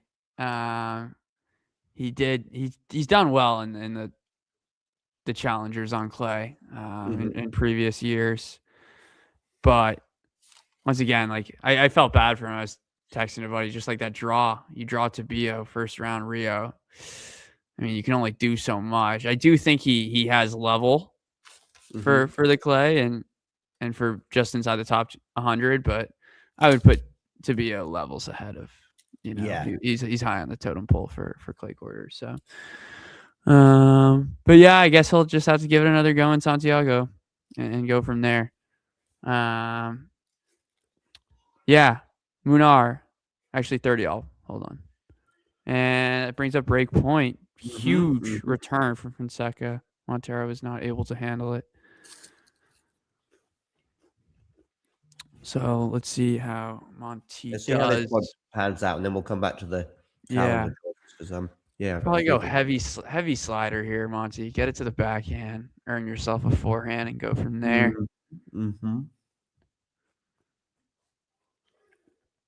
I think he sliced that one out. It's certainly a bit of a side on that one. Oh, my. Yeah, Picture right. perfect. Big as well. Juice. Picture perfect. So, yeah, and one of the things that I just find curious as well is just like, these players, take Carlos Alcaraz. I mean, he's done now, I think, all the 3, or not quite the 3 variants, but he's certainly done Latin American, did that for 2 or 3 years. Clearly, he's now very, very confident away from this surface. Plus, of course, you're looking at points. In other words, Rotterdam 500 or Buenos Aires 250. Well, He's obviously elected to play Rotterdam last year, and he elected to play it this year as well, albeit that he pulled out the last minute. And now he's obviously in Doha. So just, Joao might not, sorry, Carlos might be another 10. We might never see him play Rio or Buenos Aires again. I just think it's kind of funny, Or I remember when Wawrinka played Buenos Aires a couple of years ago and Rio, and he really enjoyed his time in Buenos Aires and had a lot of support as well from the crowd. And it was just interesting to hear him say, I haven't played it for many years or whatever, but really pleased I came back, one more time in my career to this part of the world to play some tennis. Totally, John. It makes me sad because we would have been having, a fun show, probably Rio center court night with Monfils and whoever else. I thought that would have been fun, but yeah. Like, I enjoy the characters. Monfils is injured, I guess. Although I think he pulled out with like tonsillitis of Buenos Aires, and then just scrapped the whole tournament or the swing essentially. Mm-hmm. But yeah, I agree. I think that would be fun. It might not be till he's 33 that we see Alcaraz come back here again. Yeah. But, yeah. And by the way, he might come back next year, but it's just one of those things. I wouldn't be surprised if he doesn't play this spin for another 10 years, Yeah. Well, okay. It was Zverev last year. He obviously got a bag. What I mean by that was money. Again. Yeah. Monteiro not able to handle that speed off the forehand. Been a good 15 minutes or so for Joao, hasn't it? It has been. And this is, I think, it's going to be a big, game for him if it does turn in his favor. But what? Zverev's 29 right now, 28 last year. Yeah, I think we'll never see Zverev there again. And yeah, that was a weird weird one. And it's not quite the same in terms of fandom as well. Right. He's missed the first serve as a Carlos or even a Stan or a Monfils in many respects. Okay, so this is huge. Second serve. Always missed it. Didn't dislike it because it was a big one and it was there to be attacked. Right. I guess the other option would have been just go down the line, but over the high part of the net. Yeah.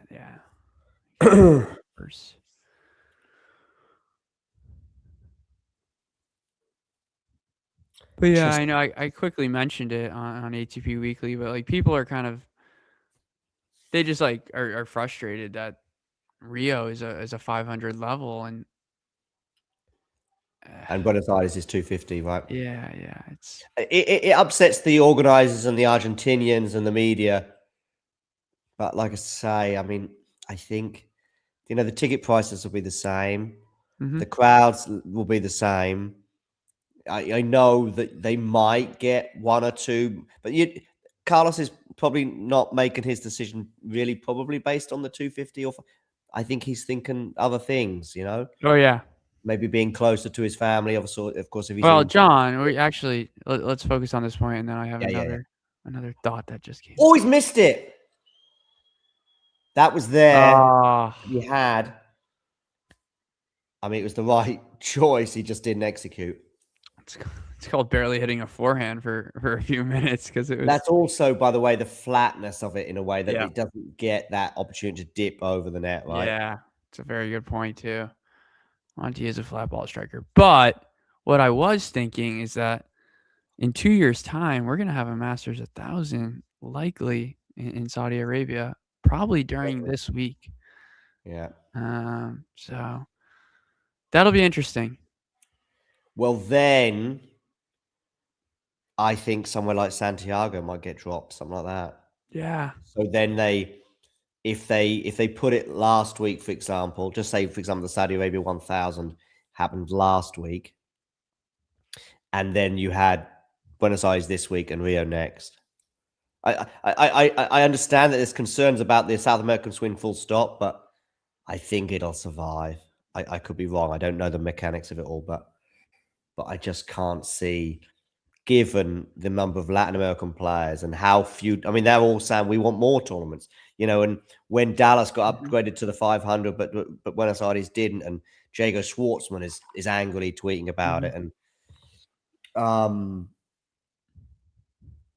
be careful what you wish for. I thought that with Estoril, funny enough, when I was talking to people that worked there. So not necessarily big cheeses, but people working there in various capacities in communications with me. And they were going, oh, we'd rather not be the first week of the clay court season. I'm like, this is a good week. You were 250 in the day. You could be that 250 on the eve of the French Open, but I feel as though everyone's talking about the French Open during that week. Same with the pre-week for the US Open and so on. That week before, particularly US Open and French Open, I think even more than Australia. Everyone's still getting into the season. Plus, the United Cup, I don't think is happening in that last week. So suddenly the 250s do get a few more eyeballs. But that week before the French Open, if Djokovic is playing Geneva, sure. But apart from that, the eyeballs are on the warm-ups and the training and the practices in pre-match, pre-tournament press conferences in Roland Garros. So, you're a 250 and he's gone for the serve volley. That's lovely. Yeah, and speaking of like Hamburg, they kind of flip-flopped, right? They were before. So they were 500 and they were a week before the French Open, right? And then I think they were after the French Open, now they're before? I think they were before, now they're after. Yeah, just recently, last year, I think the first time there was the week before the French Open. But before that, they were in this post-Wimbledon clay court swing, yeah. Yeah. But again, 500 the week before a slam? Right. I like, when it comes to a tournament and sport, and I think as a viewer, now there's all sorts of reasons why this probably won't ever happen, but I like it as some sort of order. So I have this sort of dream scenario whereby you have, let's say, I don't know, so 8 1,000. So we've got 4 Grand Slams, 8 1,000s, potentially 16 500s, and 32 250s, for example, something like that. I don't know. I'd have to look at the calendar and figure things out, but some sort of order there in a way. Plus, no buys, none of this. Maybe even just make 250s, 16-player main draws or something. I don't know, but yeah, I haven't. So, and also having order, don't have. I like the 2 500s in Vienna and Basel the same week. That's kind of cool. There's some order there, isn't there? Don't have the finals at the same time. That's just ridiculous. Because you can't. If there's a potential audience of 1 million people, you're just splitting that, aren't you? And if both are like saying we would rather be 2 p.m. because of this, then just say, look, sure, 2 p.m. this year. And then next year you're 4 p.m. or 5 p.m. and then switch it. But I don't think on Sunday it should make a big difference. Hey, Zach, how are you? It is a pleasure to be back with the two of y'all. Joao Fonseca, more like Wow Fonseca. Very, very nice start to the second set here. What did I miss? A Joao serving masterclass, I would say, particularly in the last 20 minutes or so from the game when he was serving to stay in the first set throughout the tiebreak, and then the next few, and Monteiro also getting a bit more threatened on serve, and therefore Joao making a bit more of an imprint. Just a few more. I think Monteiro for 11 games was super, super solid and reliable. Yeah. He has just gone down a bit in terms of that reliability as well. So a few short balls that he's whacking into the net or he's whacking out wide. So a little bit of everything.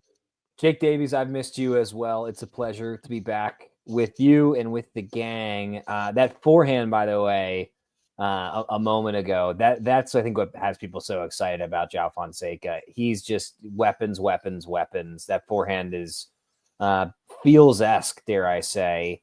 Have y'all gotten into where you consider Fonseca to be in terms of the up-and-comer, like in the up-and-comer power rankings this match? Ooh. No, I don't think. I think that's an ongoing conversation for us. Yeah, it's very fluid. Yeah. But yeah, there's no doubt about it. Where are we today? What are your weapons, by the way, guys? Brenno and Zach. What are your on a tennis? Zach's a more consistent player than me.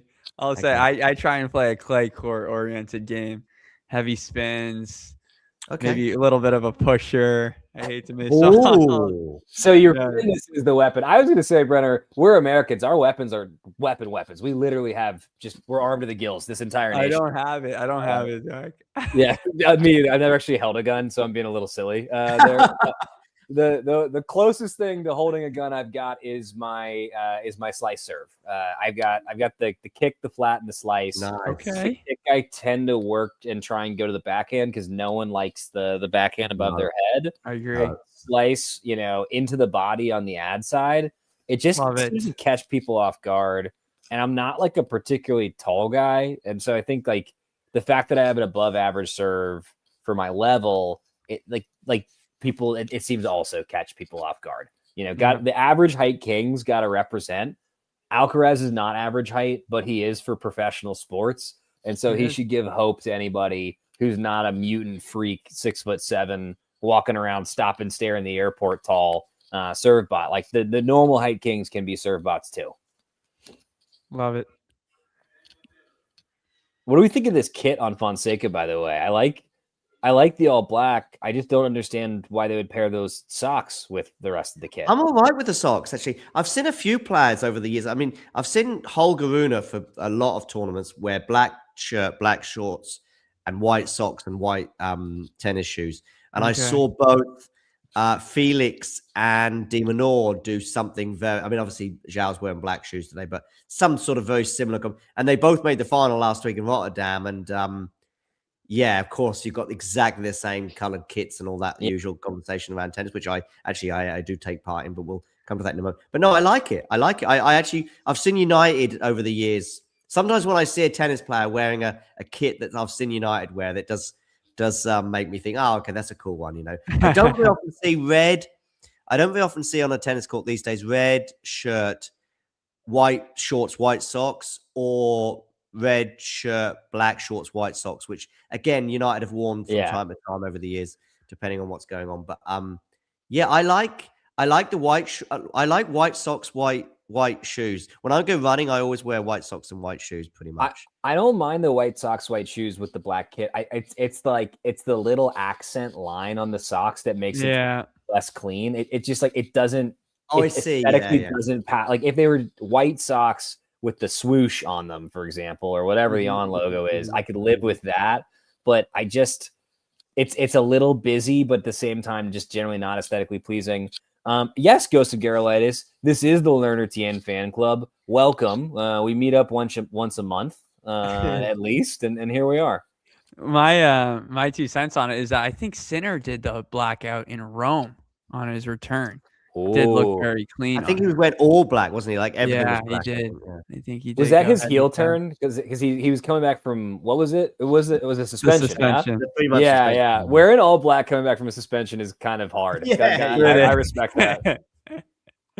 I think in general, and I guess it does depend on the brand, but most of them I think follow this. I think they all change their kits far too often. Like I would say more. I would. Oh, just a net cord here, just a moment. Okay.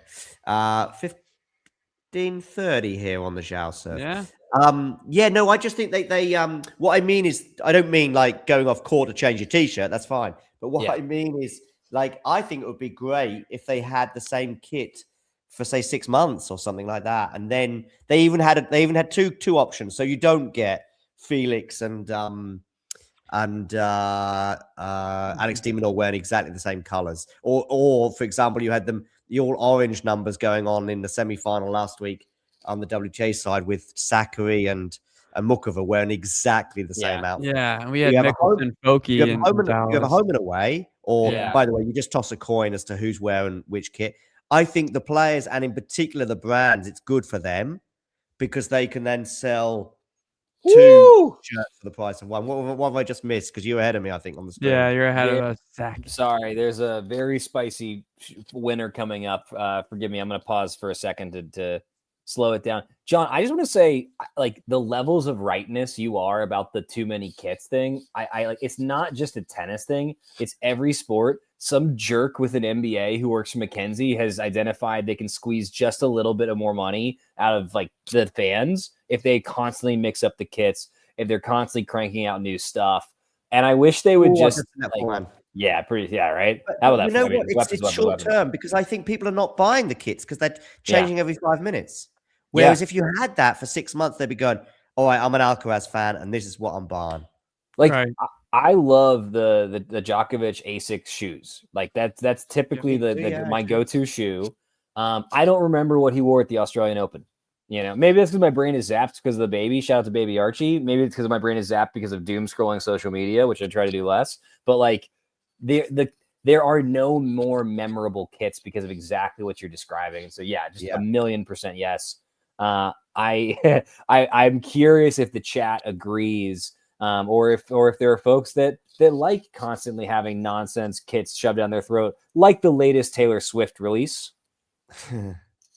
It doesn't even have to be 6 months. It could even be shorter. You could just go clay court swing. So here's an example. What I know that Nike do anyway is that they'll have Alcaraz decked out in something. I think he was wearing purple, for example, during the clay court swing last year. And then on the French Open, then he's suddenly wearing the black and sort of cream hoop shirt. But why not just keep him in the same kit throughout the whole clay court swing?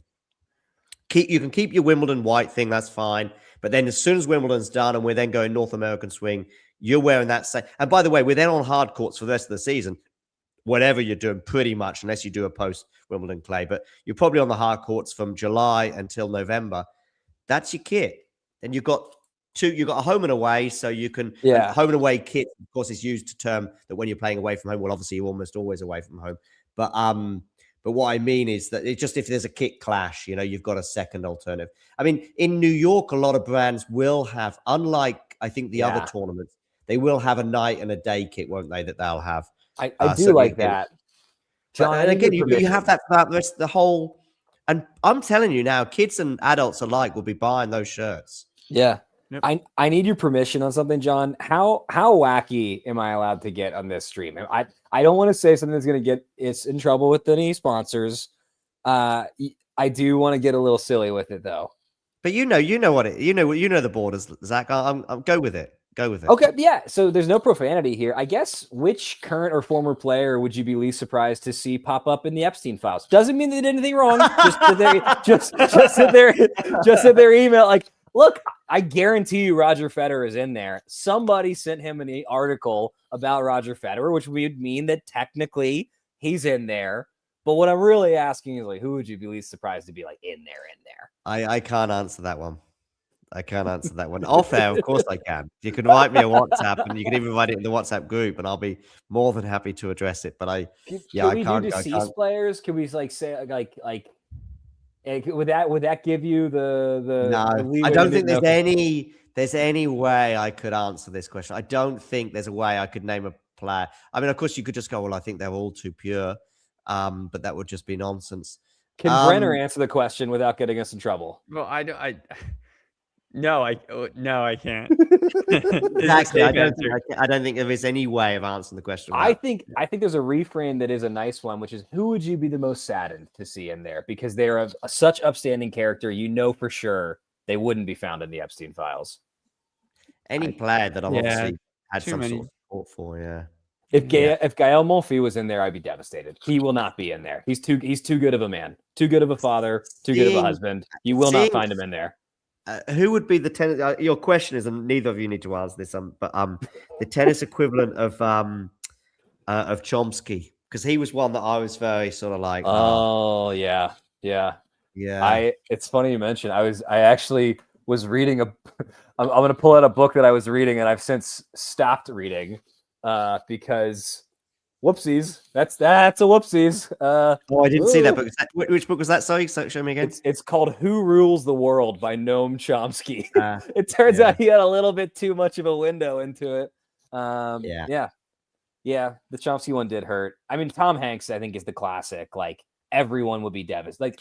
They would be. See, there we go. We can name people non-tennis. Like, I'm okay with that. Yeah, Hanks would be one if we saw something on him. And there is a drip feeding thing going on, or is it all out now?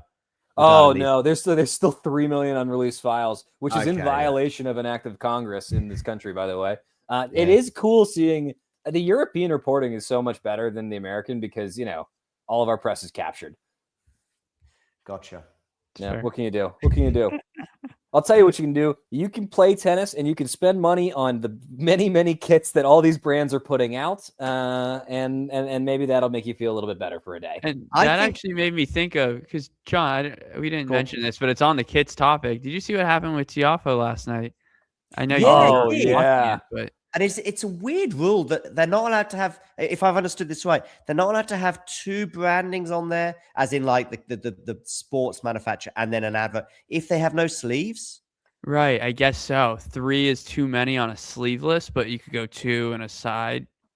It'll be interesting to see if they actually hurt the sales of sleeveless, right? Because if you're a sponsor or if you're a player, you want the sponsorship money, you can get more money if you have sleeves. Like, is that going to inadvertently hinder the sales? By the way, this point is my goodness me. Oh, no way, we're still in it. Oh my God. Right. There's one of that's those, pretty good.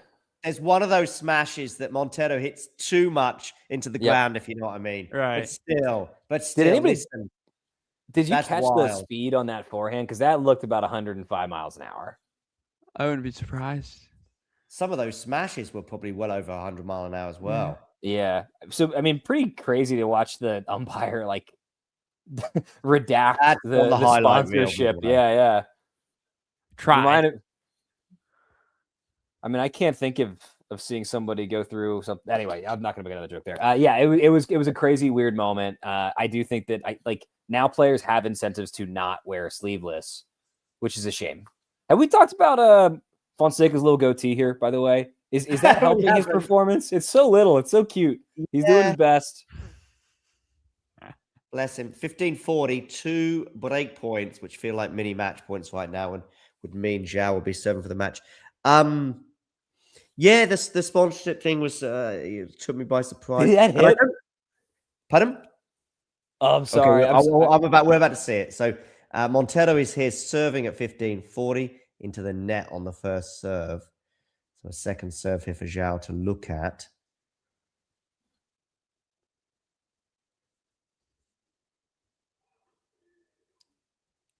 Oh, he's just missed it. Okay. Yeah, I wasn't quite sure. I think I should be synced up now here for the next 7 points before we get out of here. Just want to point out that there's something called World Wine that's a sponsor. I, for one, would love for them to sponsor Talking Tennis. Oh boy, that would be beautiful. Yeah. Which of the sponsors of the Rio Open would you all most like to sponsor Talking Tennis as Fonseca gets ready for break point number 2? Worldwide is one of sponsors of the Rio Open.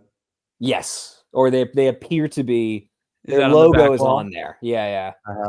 Yeah, that'd be pretty good. There's obviously a few less good ones, and I'm looking at 2 in particular right now, maybe even 3. Oh dear, Monteiro. He's cooked. He's cooked. Yeah, 5-1, Joao 7 for the match. I'd be keen to get a sports brand on board for sure, and I have no preference whatsoever. Whichever one offered the best deal. And by the way, we're not talking megabucks, but yeah, whichever one offered the most clothes, that would be the first start. If they just gave us all, stuff that we could wear, and we'd have the talking like on a football shirt, you'd have talking tennis here and then the brand there. Yep. Yeah. And we'd have no limit. We'd have sponsors left. I'd have them on every single sleeve and everything, Be like Liga MX, John. Yeah. Chocolate would be nice as well. I think chocolate would be quite cool. Yeah, chocolate, wine, and clothes would be, and I'll eat, drink, or wear literally anything they send to us, and that is a promise. Yeah. I mean, I see Stella Artois really sort of, what's the word? They've sort of dipped into a little bit more in a slightly sort of higher profiles, like tennis, obviously. In terms, there it is in the corner there. World Wine right there with the. Yeah. So Stella, I've seen them. They've sponsored 1 or 2 tennis tournaments, but also I think Sharapova is a part of their sort of thing. They're trying to be the posh beer, is what I'm saying. Whereas they never used in the UK.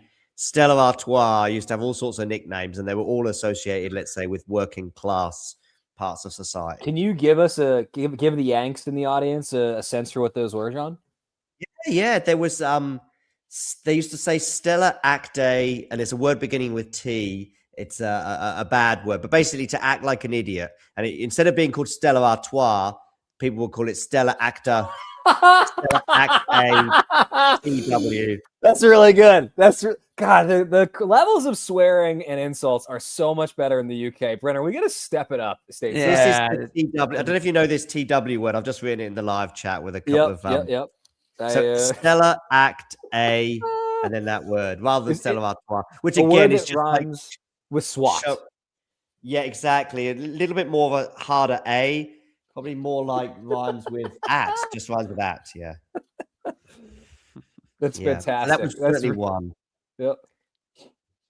What if are we feeling a Monteiro comeback right now?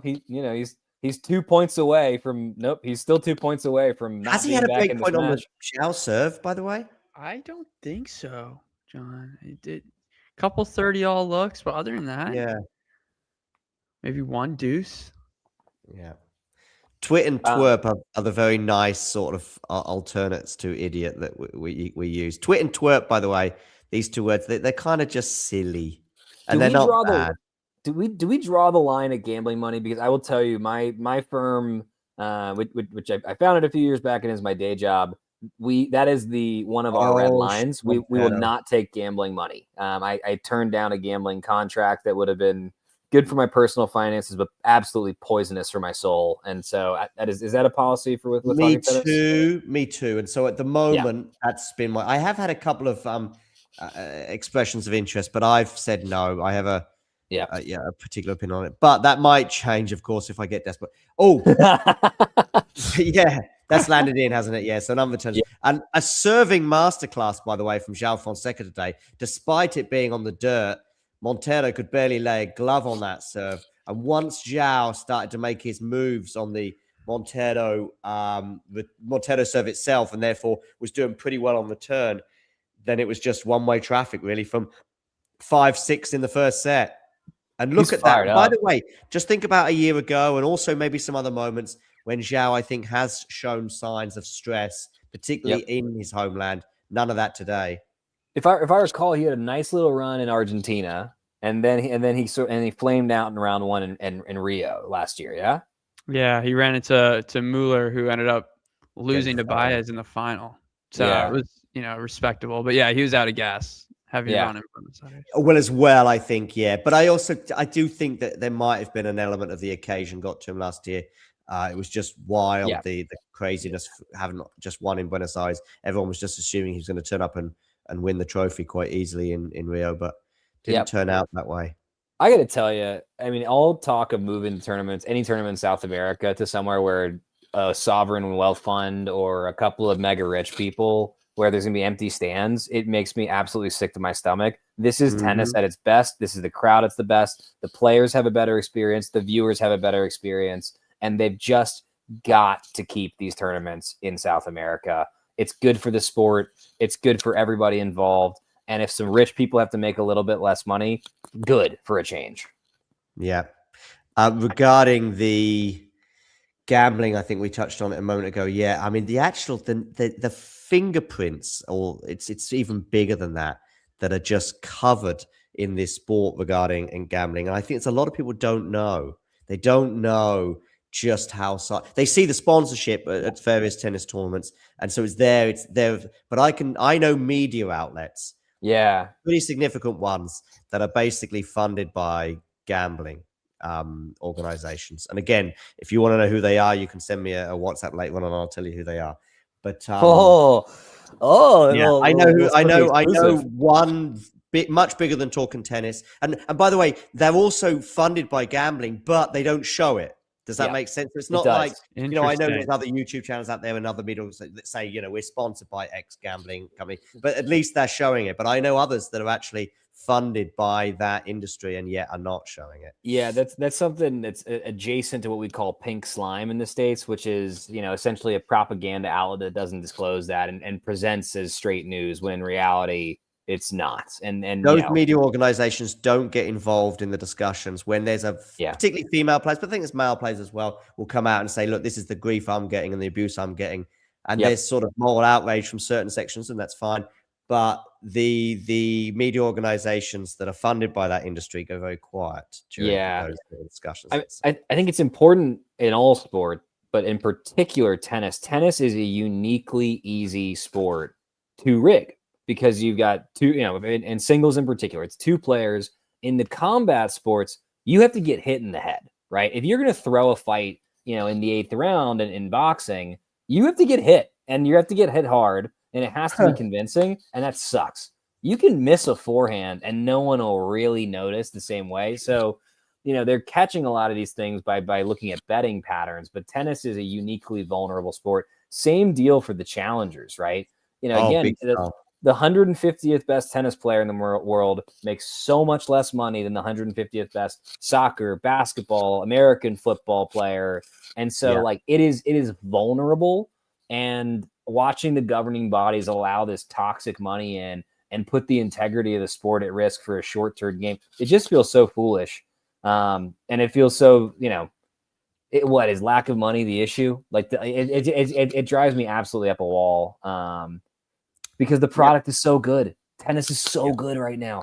This has been the most fun couple of years. I'm having as much fun watching tennis, both ATP and WTA, as I ever did during the Big Three era, during the Williams sisters era, Ennen Hardan, Kleisters. Like, I'm loving the talent level from 1 to 100, from 100 to 400 in the world right now. There's good tennis all the time, and we just need to protect it.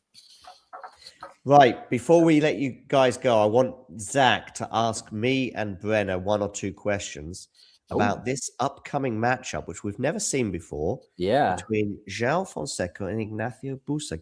Zach, fire us a couple of questions away, and also share any thoughts you want on Joao or Ignacio as well. But fire us some questions, and we'll address those. First question. I know I just ripped on gambling, but let's do a little over-under. Over-under 95 minutes for this match. Over. It's a great line, actually. Over, because I used to be a gambler, which is why I don't do it anymore. But no, because I don't know how many minutes that match was in the end. I'm guessing about 75 to 80. Yeah. But Joao could have easily won that comfortably in straight sets, and it's still because it's clay. I had a funny, interesting thing yesterday, actually, or Sunday, when I was watching at the same time Fran Cerundolo against Darderi, and they both matches started almost identical times. The Dallas final as well between Shelton. And as I'm watching the 2 finals, I'm just seeing one go a very, very quick, even if it was, because I'm just seeing basically the first set between Shelton and Fritz was done in half an hour. And the other guys, even though Cerundolo was up a break, he was still only at 3-2 in Buenos Aires or something. And actually, they both finished at a very similar time. In the end, because I actually said, I think this match here in Argentina is going to be straight sets, but it's still going to be longer than a 3-set one in Dallas. And if Shelton had held on to his break advantage, or if Fritz had taken some of those championship points, might well have turned out that way. But back to this. Because I think it'll be tight-ish. Even if it is a Joao straight sets win, it'll be sort of 6-4. So therefore, that would probably go beyond 95 minutes, especially if maybe Ignacio doesn't serve quite as big as Monteiro, and maybe Joao doesn't have such the serving stellar performance like he had today. Brenner, what you got? I like the over. John, to answer that question, this match was 94 minutes. Oh, was it? Okay. Monteiro. And it was a bit of not quite a beatdown, but from 5-6 it was a really quick affair, and there was a lot of big serving, a lot of aces as well. So even given those circumstances, clay, rallies, and there wasn't a huge amount of juices, and yet we still went 94 minutes. Right. Yeah. No, but this will be an interesting matchup for Busa. He came through a tough test. He was down a set in a double break, maybe, or it might have just been a break against the wild card last night. I would botch the pronunciation. Marcondes, no? The Brazilian, yeah? Yes. Well That's done. a nice first round for Busa, by the way. Yeah. I mean, it's really like these are conditions where because Jetta pulled out, didn't he? He did. Yeah. But Busa on real clay quarter, and we'll see a lot more of him moving along. And I like his future. Very well-rounded player, competitive, but it might be a little bit too much power this early. He's coming back from a heel tendon sort of injury. So last week or 2 weeks ago was his first week back. So I see in the chat, Ghosty's posted that he hasn't seen Busa play before. Frankly, I'm not super familiar with this game. What are we in store for, guys? Like, what is the play style that we're going to see out of Busa? And if you're in his box, what are you telling him to do to try and steal a win against the young Brazilian? Where was his breakout? He had a big tournament last year somewhere, didn't he, Brenner? Maybe was it post Wimbledon Clay? Maybe he had some wins on the main tour. Yeah, he ended up winning in Montevideo. Oh, Montevideo. That's the challenge. That's towards the end of last year, though. That is, yeah. Oh, you're thinking ATP? Did he do well on one of those? Main tour wins, yeah. He got to the final in Montevideo before losing to Garin, and he beat Budashaga en route, which for a challenger is a decent one. Yeah, he did play Kitzbühel. Yeah, did he have some wins in Kitzbühel? Maybe that's where I'm thinking of. Played in Gstaad as well. So yeah, he did have some good ATP. He won Seville last year. Yes, that's right. Okay, yeah, which is a really good one to win. A lot of good Spanish grinders obviously turning out for that tournament. How did he do that? Was he just playing classic clay court tennis? Is there a big weapon to keep an eye out for? Is it superior fitness? What's his play style? What's his game? I'd say he's well rounded. He's actually a taller guy than I. He's 183 in meters last night, but taller guy, has some power, but really just like a well-rounded game, good feel. He's got a big tennis background, John. I think his dad or grandfather maybe was big. Gstaad, that was the one where he got some wins. Okay. That's interesting. That's a German surname. It is, but is Gstaad is Sweden or Norway? Sweden, I think. Or is it Switzerland even? North German surname in Peru. But it is, they do speak German in certain parts of Switzerland anyway. Yeah. Fascinating. And he came through qualifiers there as well. No, so he's a decent. I don't think his career trajectory will probably be reaching the heights that Joao's will. Doesn't mean he can't beat him in Rio, of course. But he is somebody who'll be.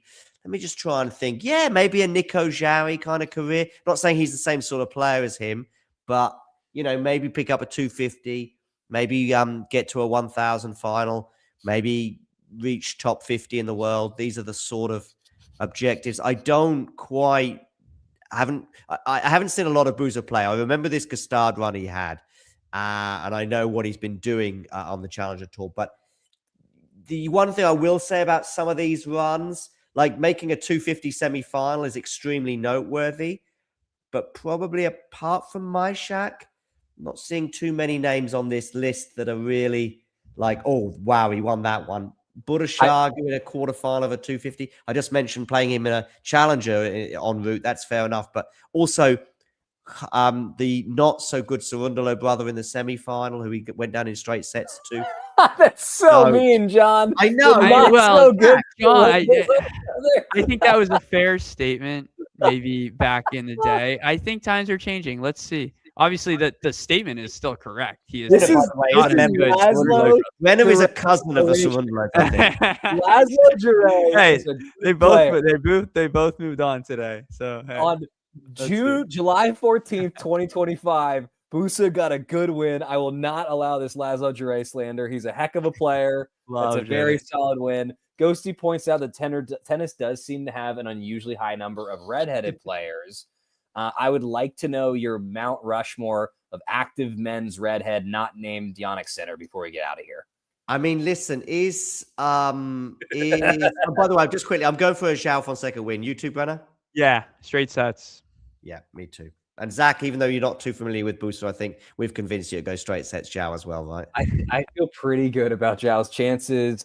Brenner, are you related to the Salt, the Morton Salt family? I am not. That's yeah. Is that a brand that's made its way over to the UK, John? No, I'm not familiar with it, but so it's a salt brand, is it? It is. Yes. There we go. Again, listen, we have basically sort of closed the door on some unhealthy things, although you might suggest that wine and beer is unhealthy, but that door is very much still ajar. And salt too. I guess salt is It's not quite tobacco, is it, in terms of ill health? But anyway, listen, Mount Rushmore, Zach. Yeah. Where does Becca fall on this? Is he blonde? I guess.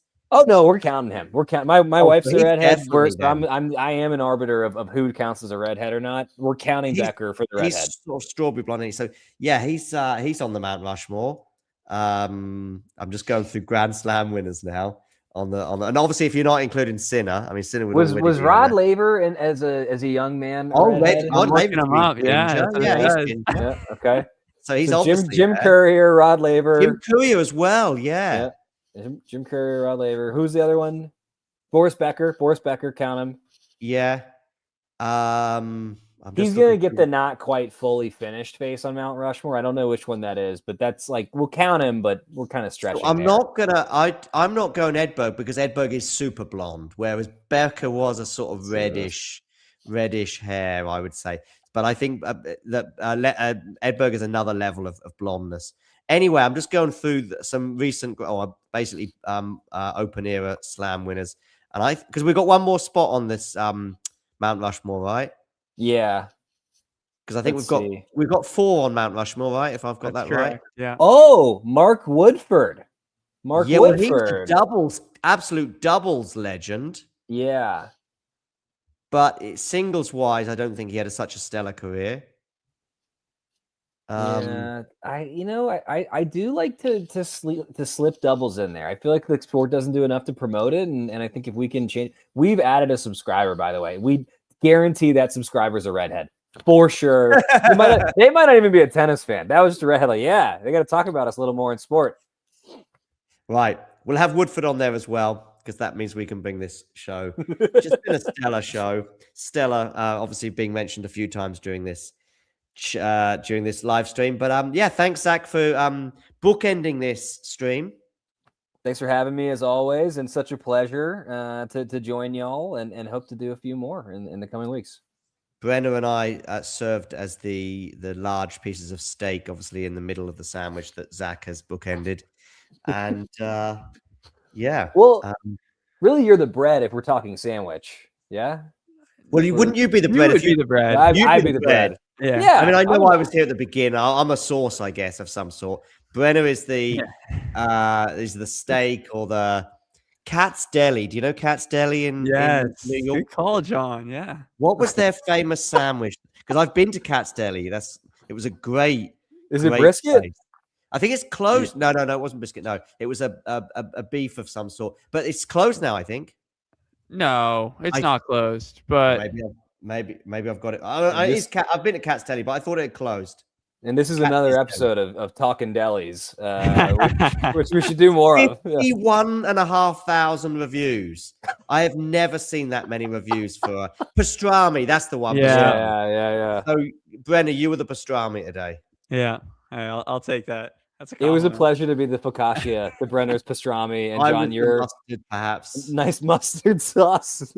Yeah, a little spicy at times. All right, well, appreciate you. Yeah, big thanks to everyone joining today, and yeah, Zach, Brenner, speak to you soon. Later, guys. Thanks, everybody. To everybody else, you know the drill when I find the video. If you enjoyed this video, make sure you hit that like button. Don't forget to subscribe and click that notification bell so you don't miss out on all things tennis.